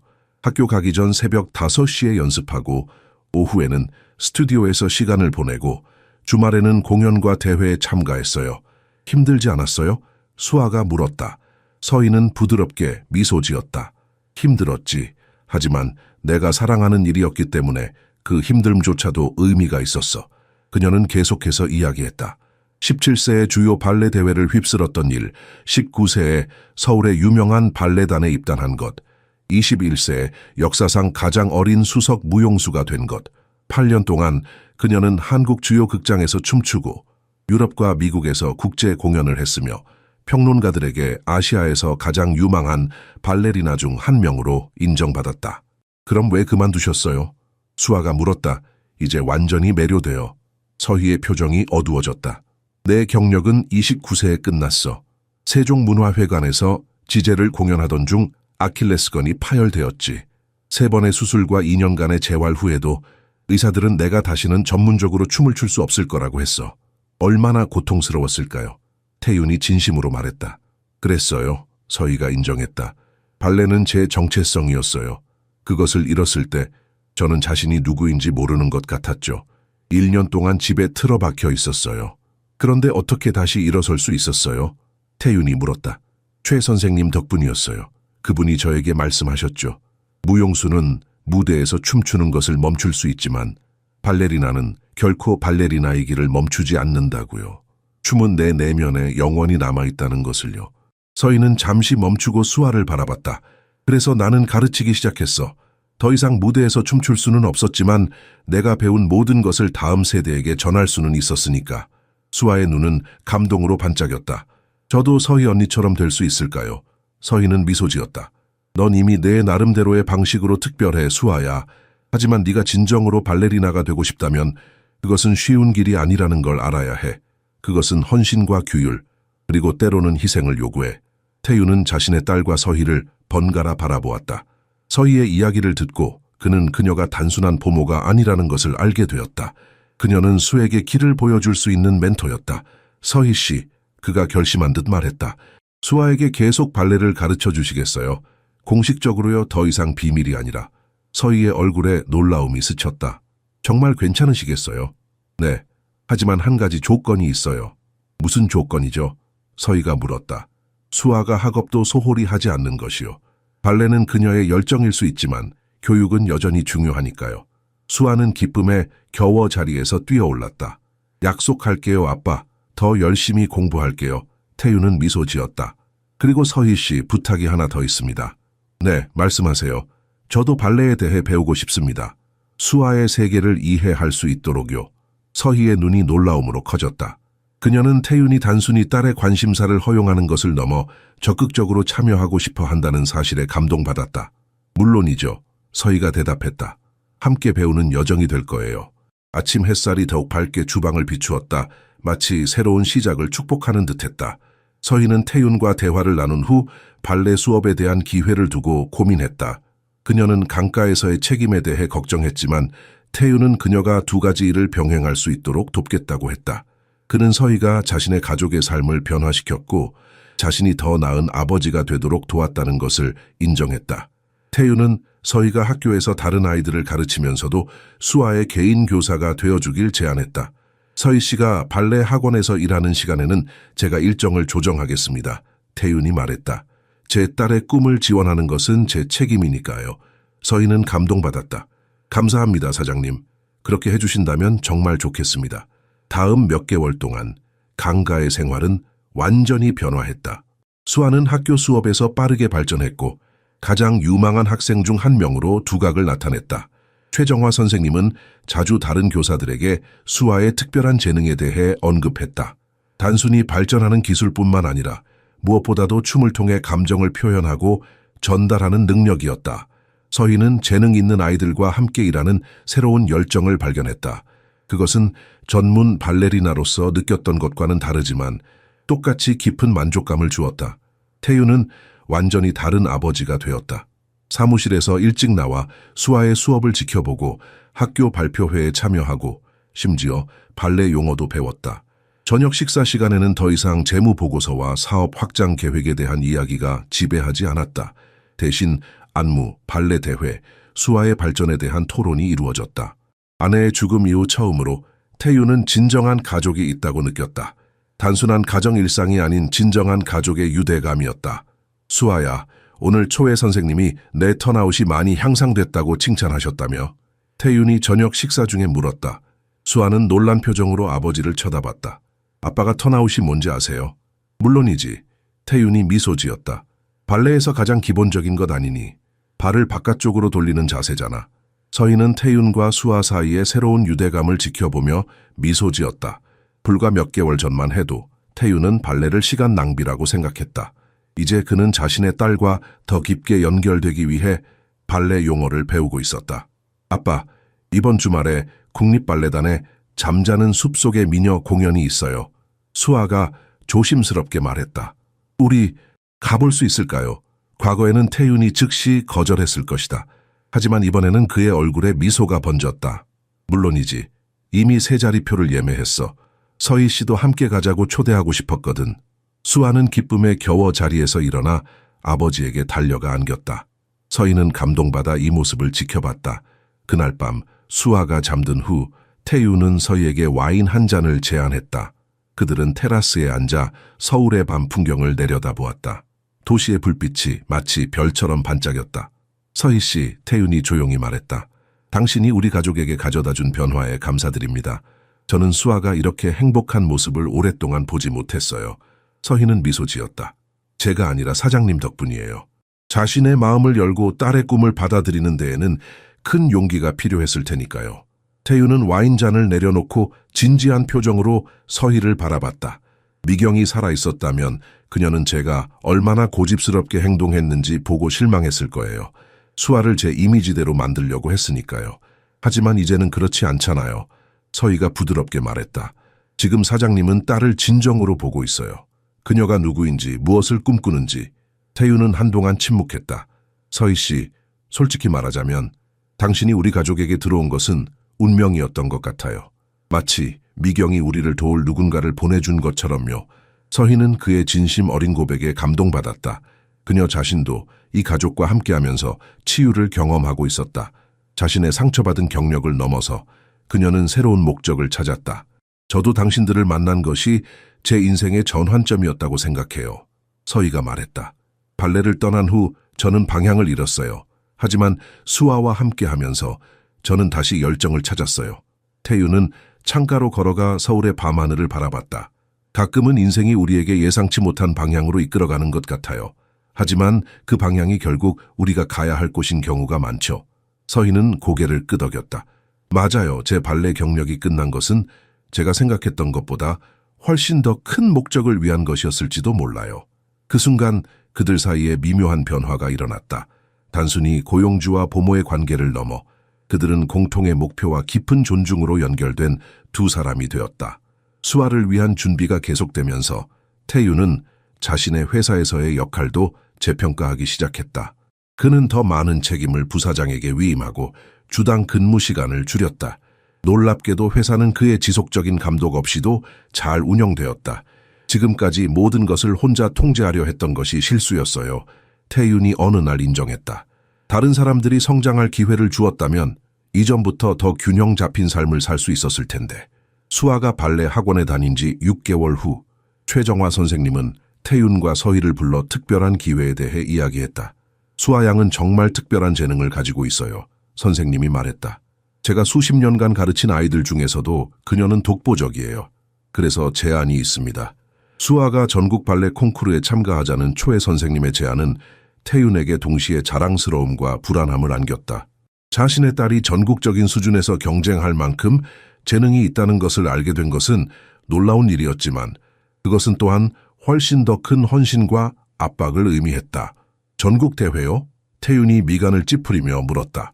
수아가 아직 준비가 됐을까요? 겨우 6개월 동안 배웠을 뿐인데. 서희가 자신의 관점을 공유하며 개입했다. 저도 수아의 나이 때 이런 대회에 참가했어요. 결과에 상관없이 그것은 놀라운 경험이 될 거예요. 수아는 기본적인 기술을 놀라운 속도로 익히고 있어요.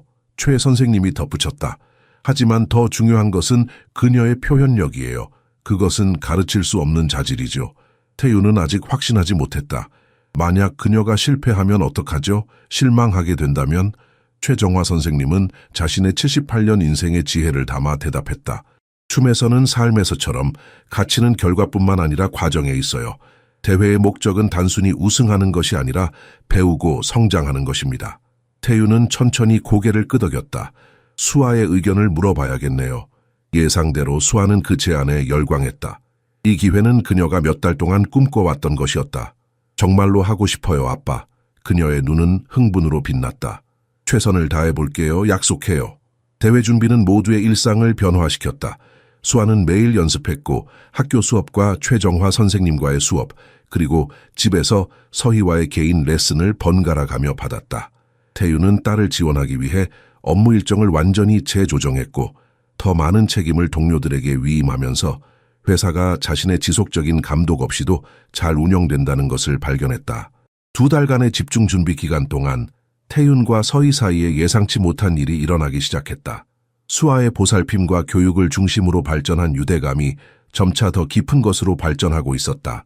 태윤은 서희를 단순히 딸의 뛰어난 교사로서가 아니라 지적이고 열정적이며 회복력 있는 여성으로 보기 시작했다. 서희는 태윤의 변화를 존경했다. 통제에 집착하던 사업가에서 현재의 아버지로, 그리고 자신의 관점을 성장시키고 변화시킬 수 있는 사람으로 변화했다.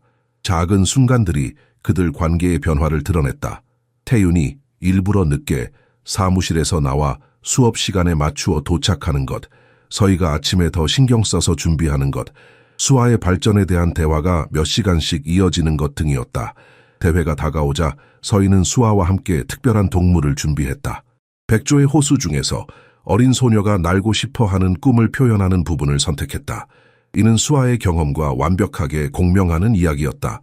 안무에는 그녀가 발전시킨 기술을 선보이는 동작들이 포함되었지만 동시에 그녀의 타고난 표현력이 빛나는 순간들도 있었다.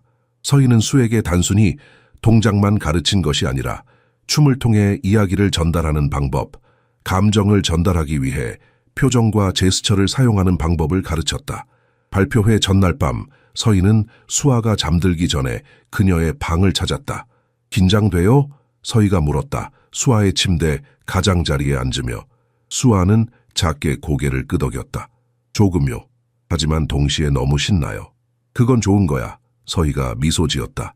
그 떨림은 네가 진정으로 무언가에 관심이 있다는 증거야. 내가 처음 무대에 섰을 때 심장이 너무 세게 뛰어서 관객들이 들을 수 있을 거라고 생각했어. 서희 언니도 긴장했어요? 수아가 놀라서 물었다. 물론이지. 모든 무용수들이 그래. 심지어 가장 유명한 발레리나들도. 만약 제가 실수하면 어떡하죠? 수아가 걱정스럽게 물었다. 실수가 생길 수도 있어. 서희가 솔직하게 대답했다. 하지만 그건 세상의 끝이 아니야. 중요한 건 계속 춤추는 거야. 관객은 거의 알아채지 못할 거야. 네가 자신감을 유지한다면. 그녀는 수아의 이마에 부드럽게 키스했다. 이제 자야 해. 내일은 큰 날이니까. 발표회 당일, 가족은 일찍 일어나 세종문화회관으로 향했다. 화려한 공연장에 들어서자 수아는 약간 위축되었다. 서희는 그녀에게 긍정적인 에너지를 전하기 위해 노력했다. 기억해, 수아야. 심장으로 춤추는 거야. 음악을 느끼고 그것이 내 동작을 이끌게 해.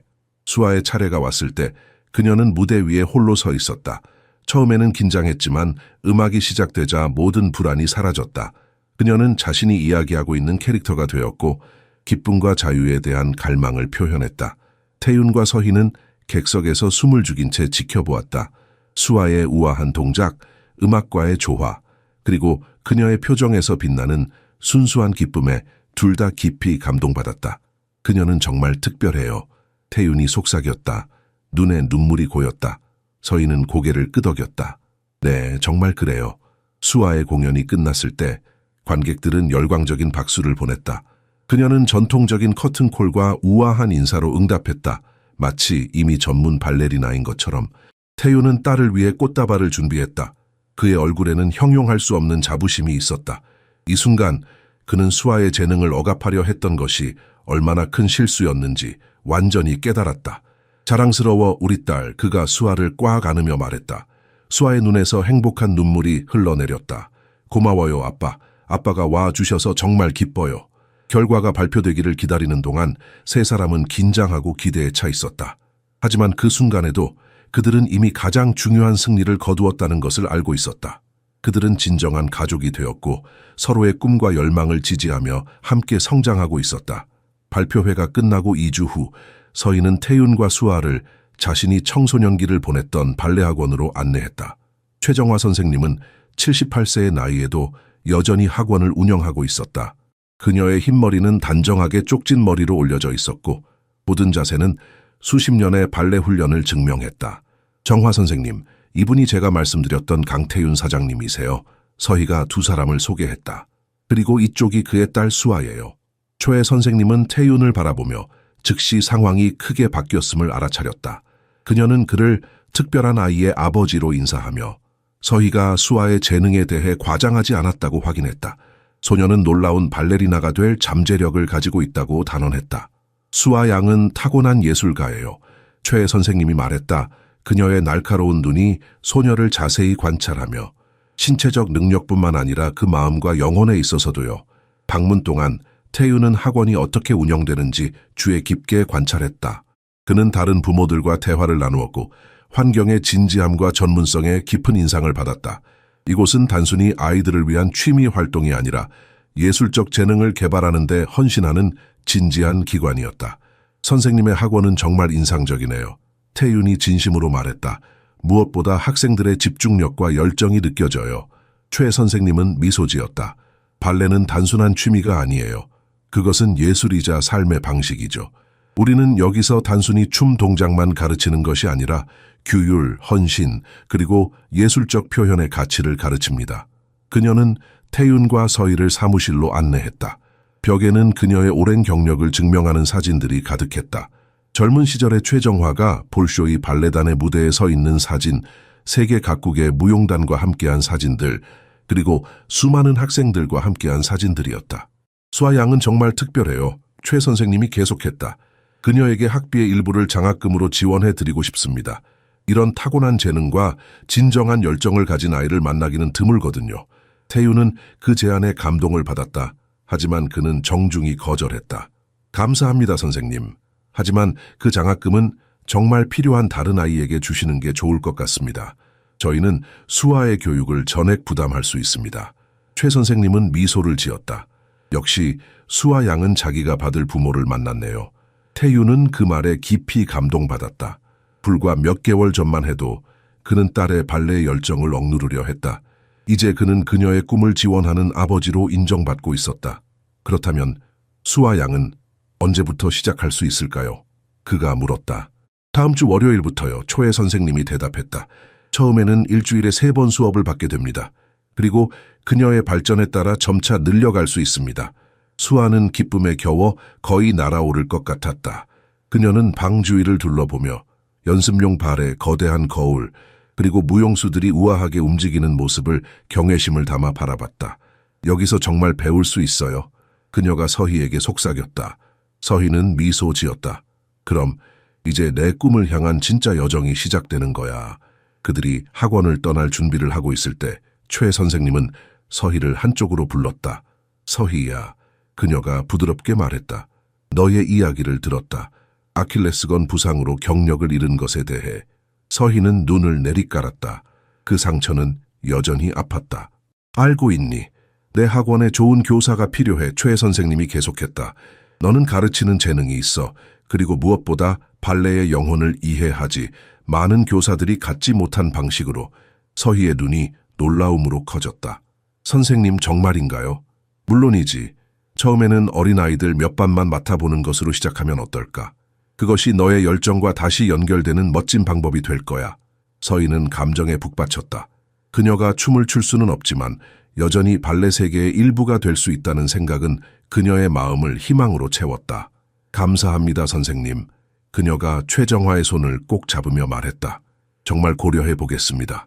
집으로 돌아가는 차 안에서 태유는 서희가 조용히 생각에 잠겨 있는 것을 알아챘다.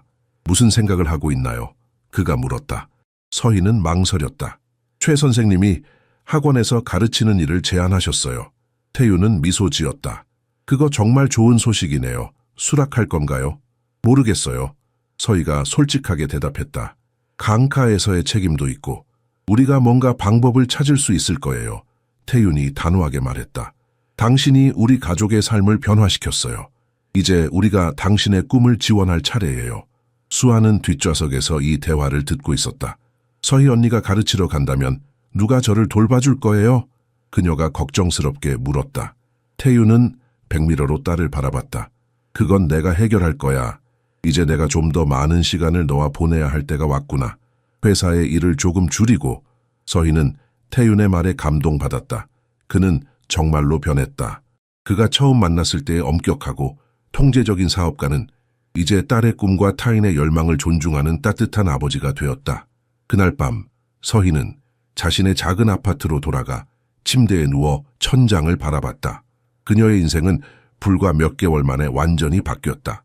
상처와 상실에서 시작된 여정이 이제 새로운 목적과 희망으로 가득 찬 길로 변모하고 있었다. 그리고 그 길에서 그녀는 예상치 못한 동반자들을 찾았다. 발레를 사랑하는 작은 소녀와 그의 아버지, 자신의 관점을 바꿀 만큼 용기 있는 사람. 서희는 미소를 지으며 잠이 들었다. 그녀의 꿈은 더 이상 과거의 상실로 가득 차 있지 않았다. 대신 그것은 가능성으로 빛나는 미래에 관한 것이었다. 최 선생님의 제안 이후 서희는 발레 학원에서 가르칠 기회에 대해 깊이 고민했다. 그날 저녁 그녀는 태윤의 펜트하우스 테라스에서 차를 마시며 자신의 생각을 정리했다. 서울의 불빛이 마치 별처럼 반짝이는 야경이 펼쳐져 있었다.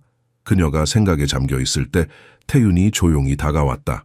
아직 깨어 계셨군요. 그가 말했다. 차 한 잔 더 하실래요? 서희는 미소 지었다. 네, 감사합니다. 태윤이 차를 따르는 동안 서희는 그의 변화에 놀랐다. 처음 만났을 때의 딱딱하고 경직된 사업가는 이제 더 부드럽고 사려 깊은 사람이 되어 있었다.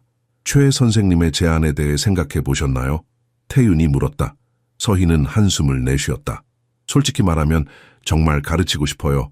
하지만 수아와 이곳에서의 책임이 걱정되시는군요. 태윤이 그녀의 말을 마무리했다. 네, 제가 두 가지 일을 다 할 수 있을지 모르겠어요. 태윤은 잠시 침묵했다. 서희 씨, 당신이 우리 가족에게 가져다 준 변화는 말로 표현할 수 없을 만큼 큽니다. 당신 덕분에 저는 더 나은 아버지가 되었고 수아는 자신의 꿈을 쫓을 수 있게 되었습니다. 이제 우리가 당신을 도울 차례입니다. 서희는 놀라움으로 그를 바라봤다. 제가 제안하고 싶은 것이 있어요. 태윤이 계속했다. 당신은 발레 학원에서 가르치면서도 여전히 수아의 개인 교사가 될 수 있습니다. 당신이 학원에 있을 때는 제가 일정을 조정해서 수아와 함께하겠습니다. 정말요? 서희가 물었다. 그녀의 목소리에 놀라움이 가득했다. 하지만 사장님의 회사는 어떻게? 태윤은 웃었다. 알고 보니 제가 모든 일을 직접 감독하지 않아도 태강건설은 잘 돌아가더군요. 제 부사장인 정민호가 놀라운 능력을 갖고 있었어요. 제가 그에게 기회를 줬어야 했는데 그동안 너무 통제하려고만 했던 거죠. 사장님, 서희가 감동받아 말했다. 태윤이라고 불러주세요. 그가 부드럽게 말했다. 우리는 이제 단순한 고용주와 직원 관계를 넘어선 것 같은데요. 서희의 얼굴이 붉어졌다. 태윤 씨 정말 감사합니다. 다음 날 서희는 초에 선생님에게 전화를 걸어 제안을 수락했다. 그녀는 일주일에 3번 오전 반을 맡게 될 것이다. 그동안 태윤은 재택근무를 하거나 늦게 출근하여 수아를 돌볼 것이다. 서희야, 네가 우리 학원에 합류하게 되어 너무 기쁘구나. 초에 선생님이 전화로 말했다. 니오의 경험과 열정은 우리 학생들에게 큰 영감이 될 거야. 첫 수업날 서희는 긴장했다. 그녀는 오랫동안 발레를 가르치지 않았고 이제는 정식 교사로서의 책임을 맡게 되었다. 그녀는 거울 앞에서 자신의 모습을 점검했다. 단정한 쪽진 머리, 간결한 검은색 러타드와 분홍색 타이츠, 그리고 낡았지만 소중한 발레 슈즈. 할 수 있어. 그녀가 자신에게 속삭였다. 이건 내가 태어난 이유야. 그날 아침 태윤은 서희를 학원까지 데려다 주었다. 차 안에서 그는 그녀의 손을 부드럽게 잡았다. 긴장하지 마세요. 그가 말했다. 당신은 놀라운 선생님이 될 거예요. 수에게 가르치는 것을 봤으니까 알아요. 서희는 감사하게 미소 지었다. 고마워요, 태윤 씨. 최정화 학원에 도착하자 서희는 깊은 숨을 들이마시고 건물로 들어갔다. 그녀를 기다리고 있는 것은 5, 7세 사이의 10명의 어린 소녀들이었다. 그들의 호기심 가득한 눈과 작은 발레 슈즈를 신은 발을 보면서 서희의 마음은 따뜻해졌다. 안녕하세요, 여러분. 그녀가 밝게 인사했다. 저는 이서희 선생님이에요. 오늘부터 여러분의 발레 선생님이 될 거예요. 한 작은 소녀가 손을 들었다. 선생님, 정말 발레리나셨어요. 서희는 미소 지었다. 네, 맞아요. 그리고 이제 여러분에게 제가 배운 모든 것을 가르쳐 드릴 거예요. 수업이 진행되면서 서희는 자신이 얼마나 가르치는 것을 사랑하는지 깨달았다. 어린 학생들의 열정과 순수한 기쁨을 보는 것은 그녀의 마음을 치유했다. 그녀가 잃어버린 것을 애도하는 대신 이제 그녀는 자신의 지식과 사랑을 다음 세대에게 전달하는 데 집중할 수 있었다. 수업 후 최 선생님이 서희를 찾아왔다. 오늘 네 수업을 지켜봤어. 그녀가 말했다. 넌 타고난 교사야, 서희야. 그 아이들과 연결되는 방식이 특별해. 서희의 눈에 눈물이 고였다. 감사합니다, 선생님. 제가 다시 이 세계의 일부가 될 수 있어서 너무 행복해요. 그날 오후 서희는 학교에서 돌아온 수아와 함께 연습했다. 소녀는 발레 학원에서 배우는 것에 열중했고 매일 새로운 기술을 익히고 있었다. 서희 언니, 오늘 선생님이 되어 어땠어요? 수아가 물었다. 스트레칭을 하면서 서희는 행복한 미소를 지었다. 정말 놀라웠어. 마치 내가 마침내 집에 돌아온 것 같은 느낌이었어. 언니가 행복해 보여서 좋아요. 수아가 진심으로 말했다. 그날 저녁 태윤이 사무실에서 돌아왔을 때 그는 서희와 수아가 거실에서 함께 춤추는 것을 발견했다. 그들의 웃음소리가 집안에 울려 퍼졌다. 태윤은 문간에 서서 그들을 지켜봤다. 그의 얼굴에는 따뜻한 미소가 있었다. 이것이 가정이란 것이구나, 그가 생각했다. 서로의 꿈을 지지하고 함께 성장하는 것. 그는 조용히 그들에게 다가갔다. 두 발레리나를 위한 공간이 하나 더 있을까? 서희와 수아는 놀라서 돌아봤다가 함께 웃음을 터뜨렸다. 물론이죠, 아빠. 수아가 외쳤다. 그날 밤 세 사람은 함께 저녁을 먹으며 그들의 날에 대해 이야기했다. 이제 그들은 진정한 가족이 되어가고 있었다. 각자의 꿈을 존중하고 서로를 지지하는 가족. 수아가 최정화 발레학원에서 공부를 시작한 지 6개월이 지났을 때 최 선생님은 태윤과 서희에게 특별한 기회에 대해 이야기하기 위해 불렀다. 그녀의 사무실은 따뜻한 오후 햇살로 가득했고 벽에는 그녀의 화려한 발레 경력을 보여주는 사진들이 걸려 있었다. 수아 양에게 특별한 기회가 생겼어요. 최 선생님이 차를 마시며 말했다. 전국 어린이 발레 콩쿠르가 다음 달 서울 예술의전당에서 열립니다. 이것은 우리나라에서 가장 권위 있는 젊은 무용수들을 위한 대회입니다. 태윤과 서희는 놀란 표정으로 서로를 바라봤다.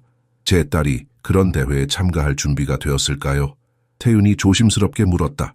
그녀는 겨우 몇 개월 동안만 체계적으로 훈련을 받았는데요.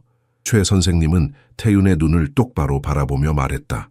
강 사장님, 제가 50년 이상 발레를 가르쳤습니다. 그 시간 동안 수아 양과 같은 타고난 재능을 가진 아이는 손에 꼽을 정도로만 보았어요. 그녀의 기술적 발전은 믿을 수 없을 정도로 빠르지만 더 중요한 것은 그녀의 표현력입니다. 그것은 가르칠 수 없는 것이죠. 서희는 고개를 끄덕였다. 저도 동의해요. 수아는 단순히 움직임을 따라하는 것이 아니라 음악과 이야기를 온몸으로 느끼고 표현해요. 그것이 진정한 발레리나를 만드는 자질이죠. 태윤은 여전히 걱정스러워 보였다. 하지만 그런 큰 무대에 서는 것은 어린아이에게 너무 큰 압박이 될 수도 있지 않을까요? 만약 그녀가 실패하면 어떻게 될까요? 서희는 부드럽게 태윤의 팔에 손을 얹었다. 태윤 씨, 저도 수아의 나이 때 처음으로 대회에 참가했어요. 당시에는 겁이 났지만 그 경험이 저를 더 강하게 만들었어요. 우승하는 것보다 중요한 것은 그 과정에서 배우는 것이에요. 그래요. 초혜 선생님이 덧붙였다. 대회는 우승을 위한 것만이 아니라 다른 무용수들을 만나고 무대 경험을 쌓고 자신의 한계를 시험해보는 기회입니다. 수아 양에게는 이런 경험이 필요해요. 태윤은 깊은 숨을 내쉬었다.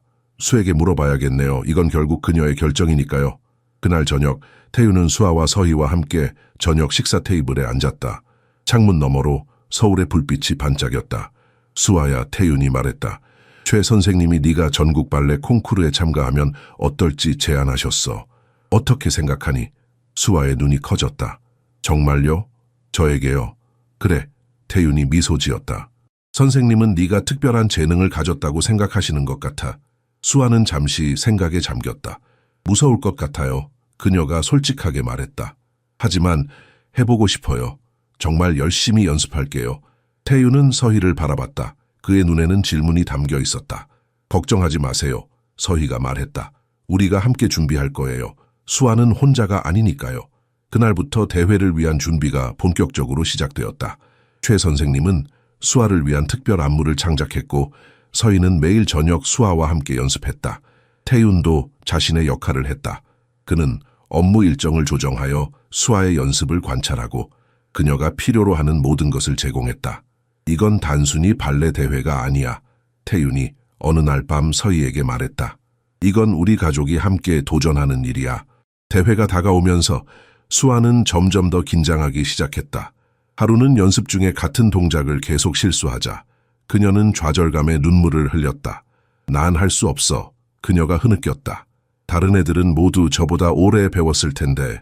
서희는 수아의 눈높이에 맞춰 무릎을 꿇었다. 수아야, 듣고 있니? 모든 위대한 발레리나들도 처음에는 두려움을 느꼈어.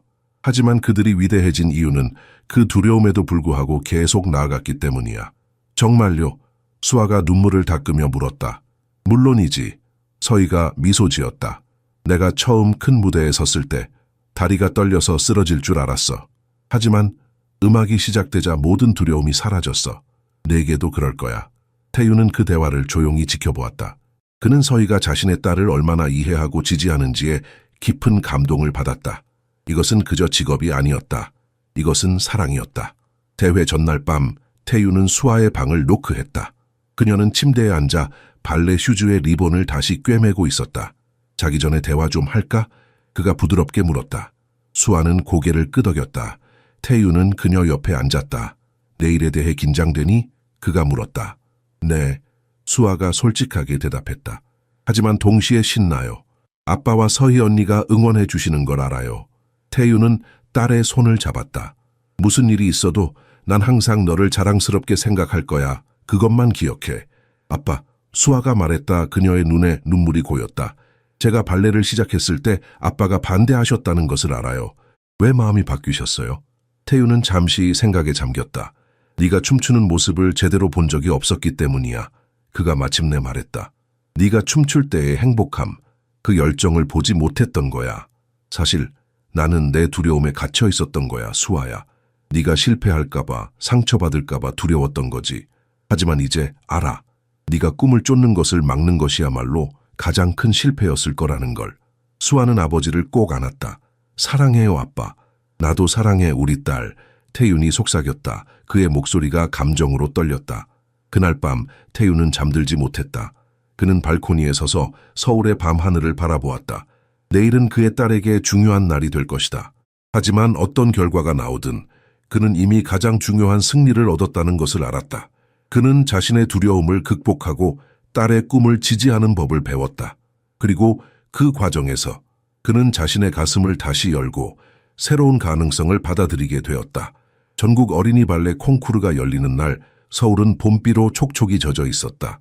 예술의전당 앞에 차를 세우자 수아는 불안한 듯 창밖을 바라보았다. 이 웅장한 건물에서 그녀는 전국에서 모인 다른 젊은 발레리나들과 경쟁하게 될 것이다. 떨려요. 그녀가 작은 목소리로 말했다. 태윤은 백미러로 딸을 바라봤다. 괜찮아, 수아야. 우리가 여기 있잖아.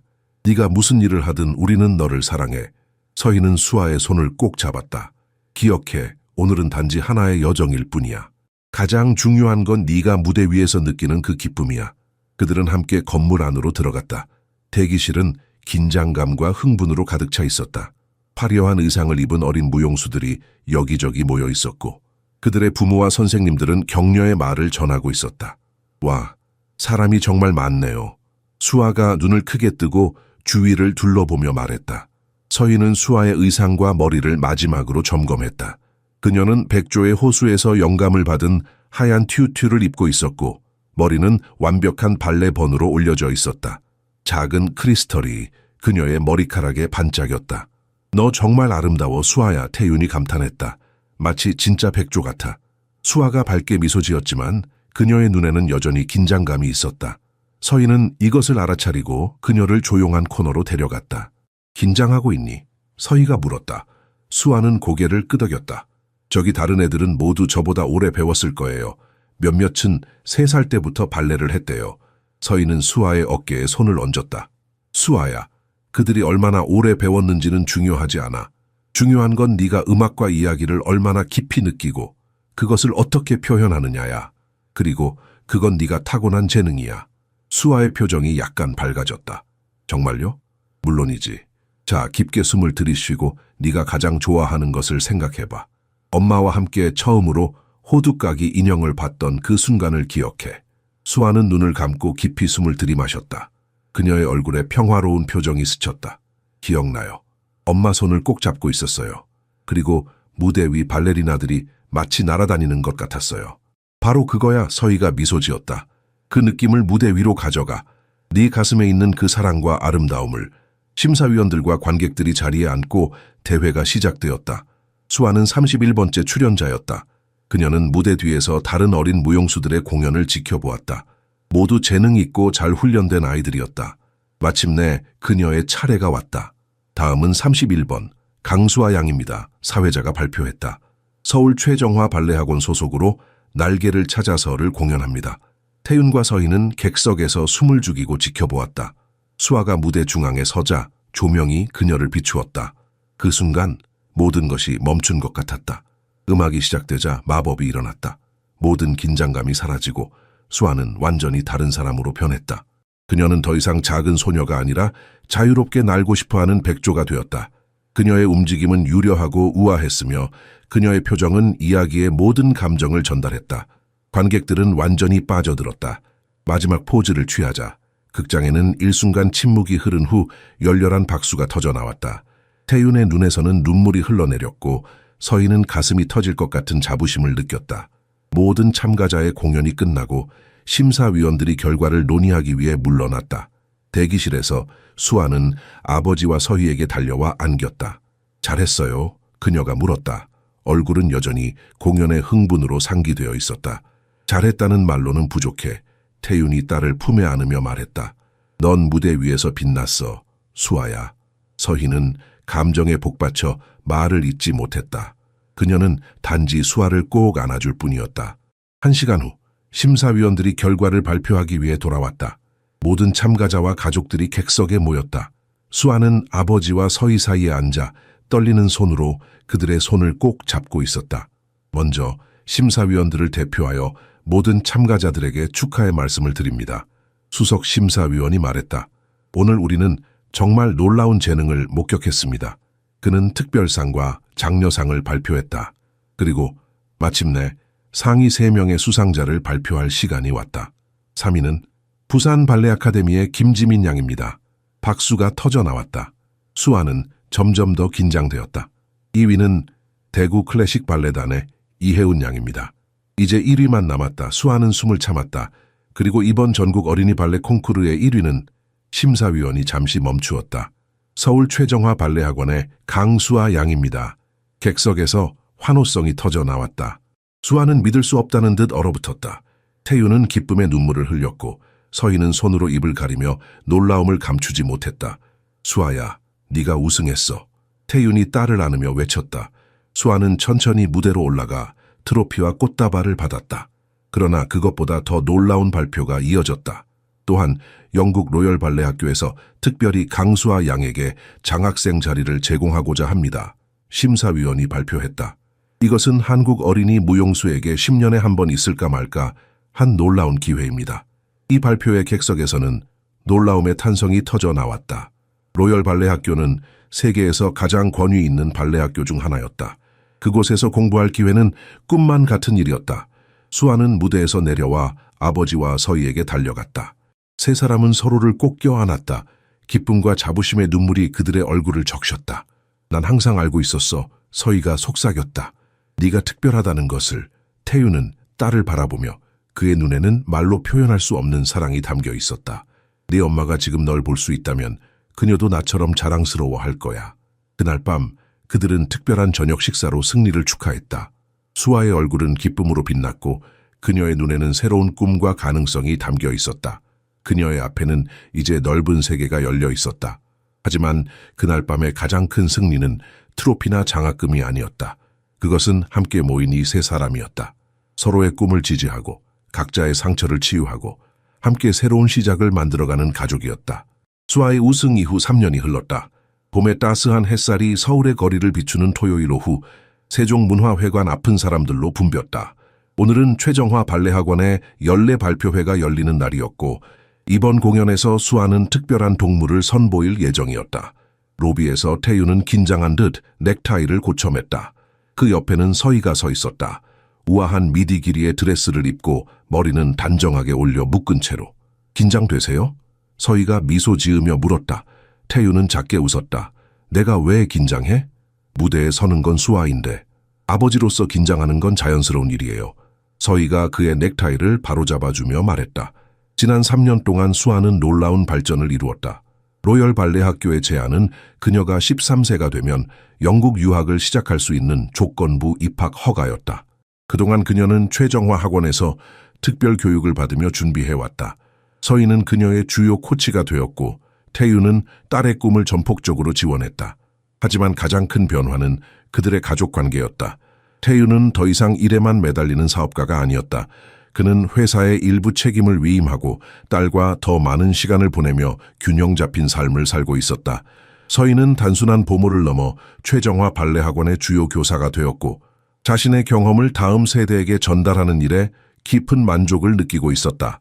그리고 서희와 태윤 사이에는 깊은 유대감이 형성되었다. 처음에는 수아에 대한 공동의 관심으로 시작된 것이 점차 더 깊은 감정으로 발전했다. 1년 전 태윤은 마침내 용기를 내어 서희에게 청혼했고 그녀는 기쁘게 수락했다. 저기 수연 선생님이 오시네요. 태윤이 말했다. 안녕하세요. 소중한 구독자 여러분. 잠시 이야기 멈추고 여쭈어봅니다. 이 이야기 재미있으신가요? 그렇다면 새로운 채널도 꼭 구독해 주세요. 이와 같이 새롭고 놀라운 이야기들을 준비했습니다. 구독 링크는 영상 설명란에 있습니다.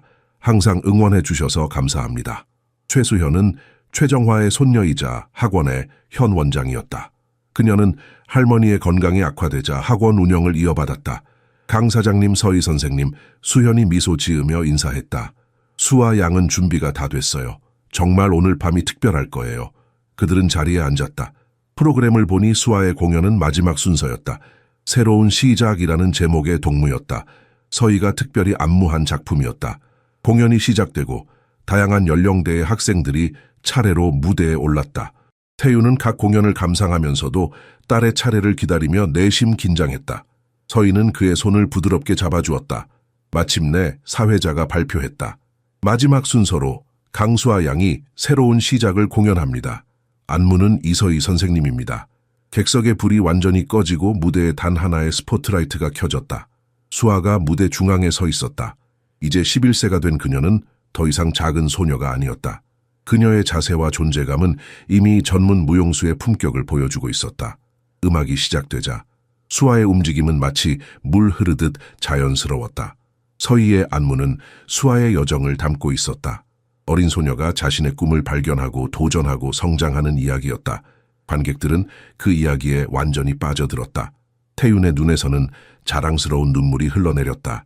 그는 자신이 얼마나 큰 실수를 할 뻔했는지 생각했다. 만약 그가 계속해서 딸의 꿈을 막았다면 지금 그녀가 빛나는 이 순간을 결코 볼 수 없었을 것이다. 공연의 클라이맥스에서 수아는 일련의 완벽한 푸에테를 수행했다. 그녀의 회전은 마치 그녀가 공중에 떠 있는 것처럼 보였다. 마지막 포즈에서 그녀는 관객을 향해 두 팔을 벌렸다. 마치 새로운 가능성을 향해 날아오르는 것 같았다. 객석에서는 기립 박수가 터져 나왔다. 수아는 우아하게 인사했고 그녀의 얼굴에는 순수한 기쁨이 가득했다. 공연이 끝나고 태윤과 서희는 분장실 밖에서 수아를 기다렸다. 그녀가 나오자 그들은 꽃다발을 건네며 따뜻하게 안아주었다. 오늘 정말 완벽했어, 수아야. 태윤이 말했다. 너무 자랑스러워. 정말 고마워요, 아빠. 수아가 미소 지었다. 서희 엄마 안무가 정말 멋졌어요. 서희의 눈에 눈물이 고였다. 수아가 그녀를 엄마라고 부른 것은 처음이었다. 태윤과 서희가 결혼한 후에도 수아는 여전히 서희를 서희 언니라고 불렀다. 하지만 지금 그녀는 마침내 서희를 진정한 어머니로 받아들인 것 같았다. 고마워, 우리 딸.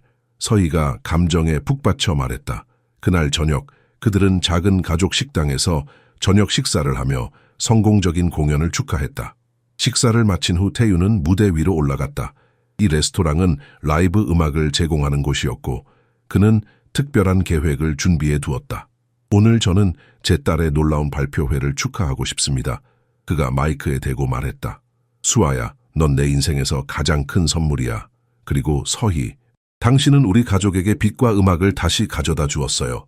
그는 작은 상자를 꺼냈다. 그 안에는 아름다운 발레리나 모양의 펜던트가 있었다. 이것은 내가 미경에게 약혼 선물로 주었던 것이에요. 그가 설명했다. 그녀도 한때 발레를 사랑했죠. 이제 이것이 우리 딸에게 가야 할 때라고 생각해요. 수아는 감동해서 아버지에게 달려가 안겼다. 서희의 눈에서도 눈물이 흘러내렸다. 그리고 서희, 태윤이 계속했다. 당신은 단순히 내 딸의 선생님이 아니라 우리 가족의 심장이 되었어요. 당신 덕분에 우리는 다시 사랑하고 꿈꾸는 법을 배웠어요. 그는 서희에게 다가가 무릎을 꿇었다. 비록 그들은 이미 결혼했지만 이것은 그의 마음에서 우러나오는 공개적인 고백이었다. 이서희, 당신을 사랑합니다. 앞으로의 모든 날을 당신과 함께하고 싶어요. 서희는 태윤을 끌어올려 따뜻하게 안았다. 저도 당신을 사랑해요, 태윤 씨. 수아는 행복한 눈물을 흘리며 그들을 바라보았다. 그녀의 가족은 오랜 상처와 어려움을 거쳐 마침내 완전한 원을 이루었다. 그날 밤 서울의 밤하늘에 별들이 빛날 때 세 사람은 함께 집으로 걸어갔다. 그들의 손은 서로 단단히 연결되어 있었고 그들의 마음은 사랑과 희망으로 가득 차 있었다. 미래는 불확실할 수 있지만 그들은 이제 알고 있었다. 진정한 꿈은 결코 죽지 않으며 진정한 사랑은 언제나 두 번째 기회를 찾아낸다는 것을.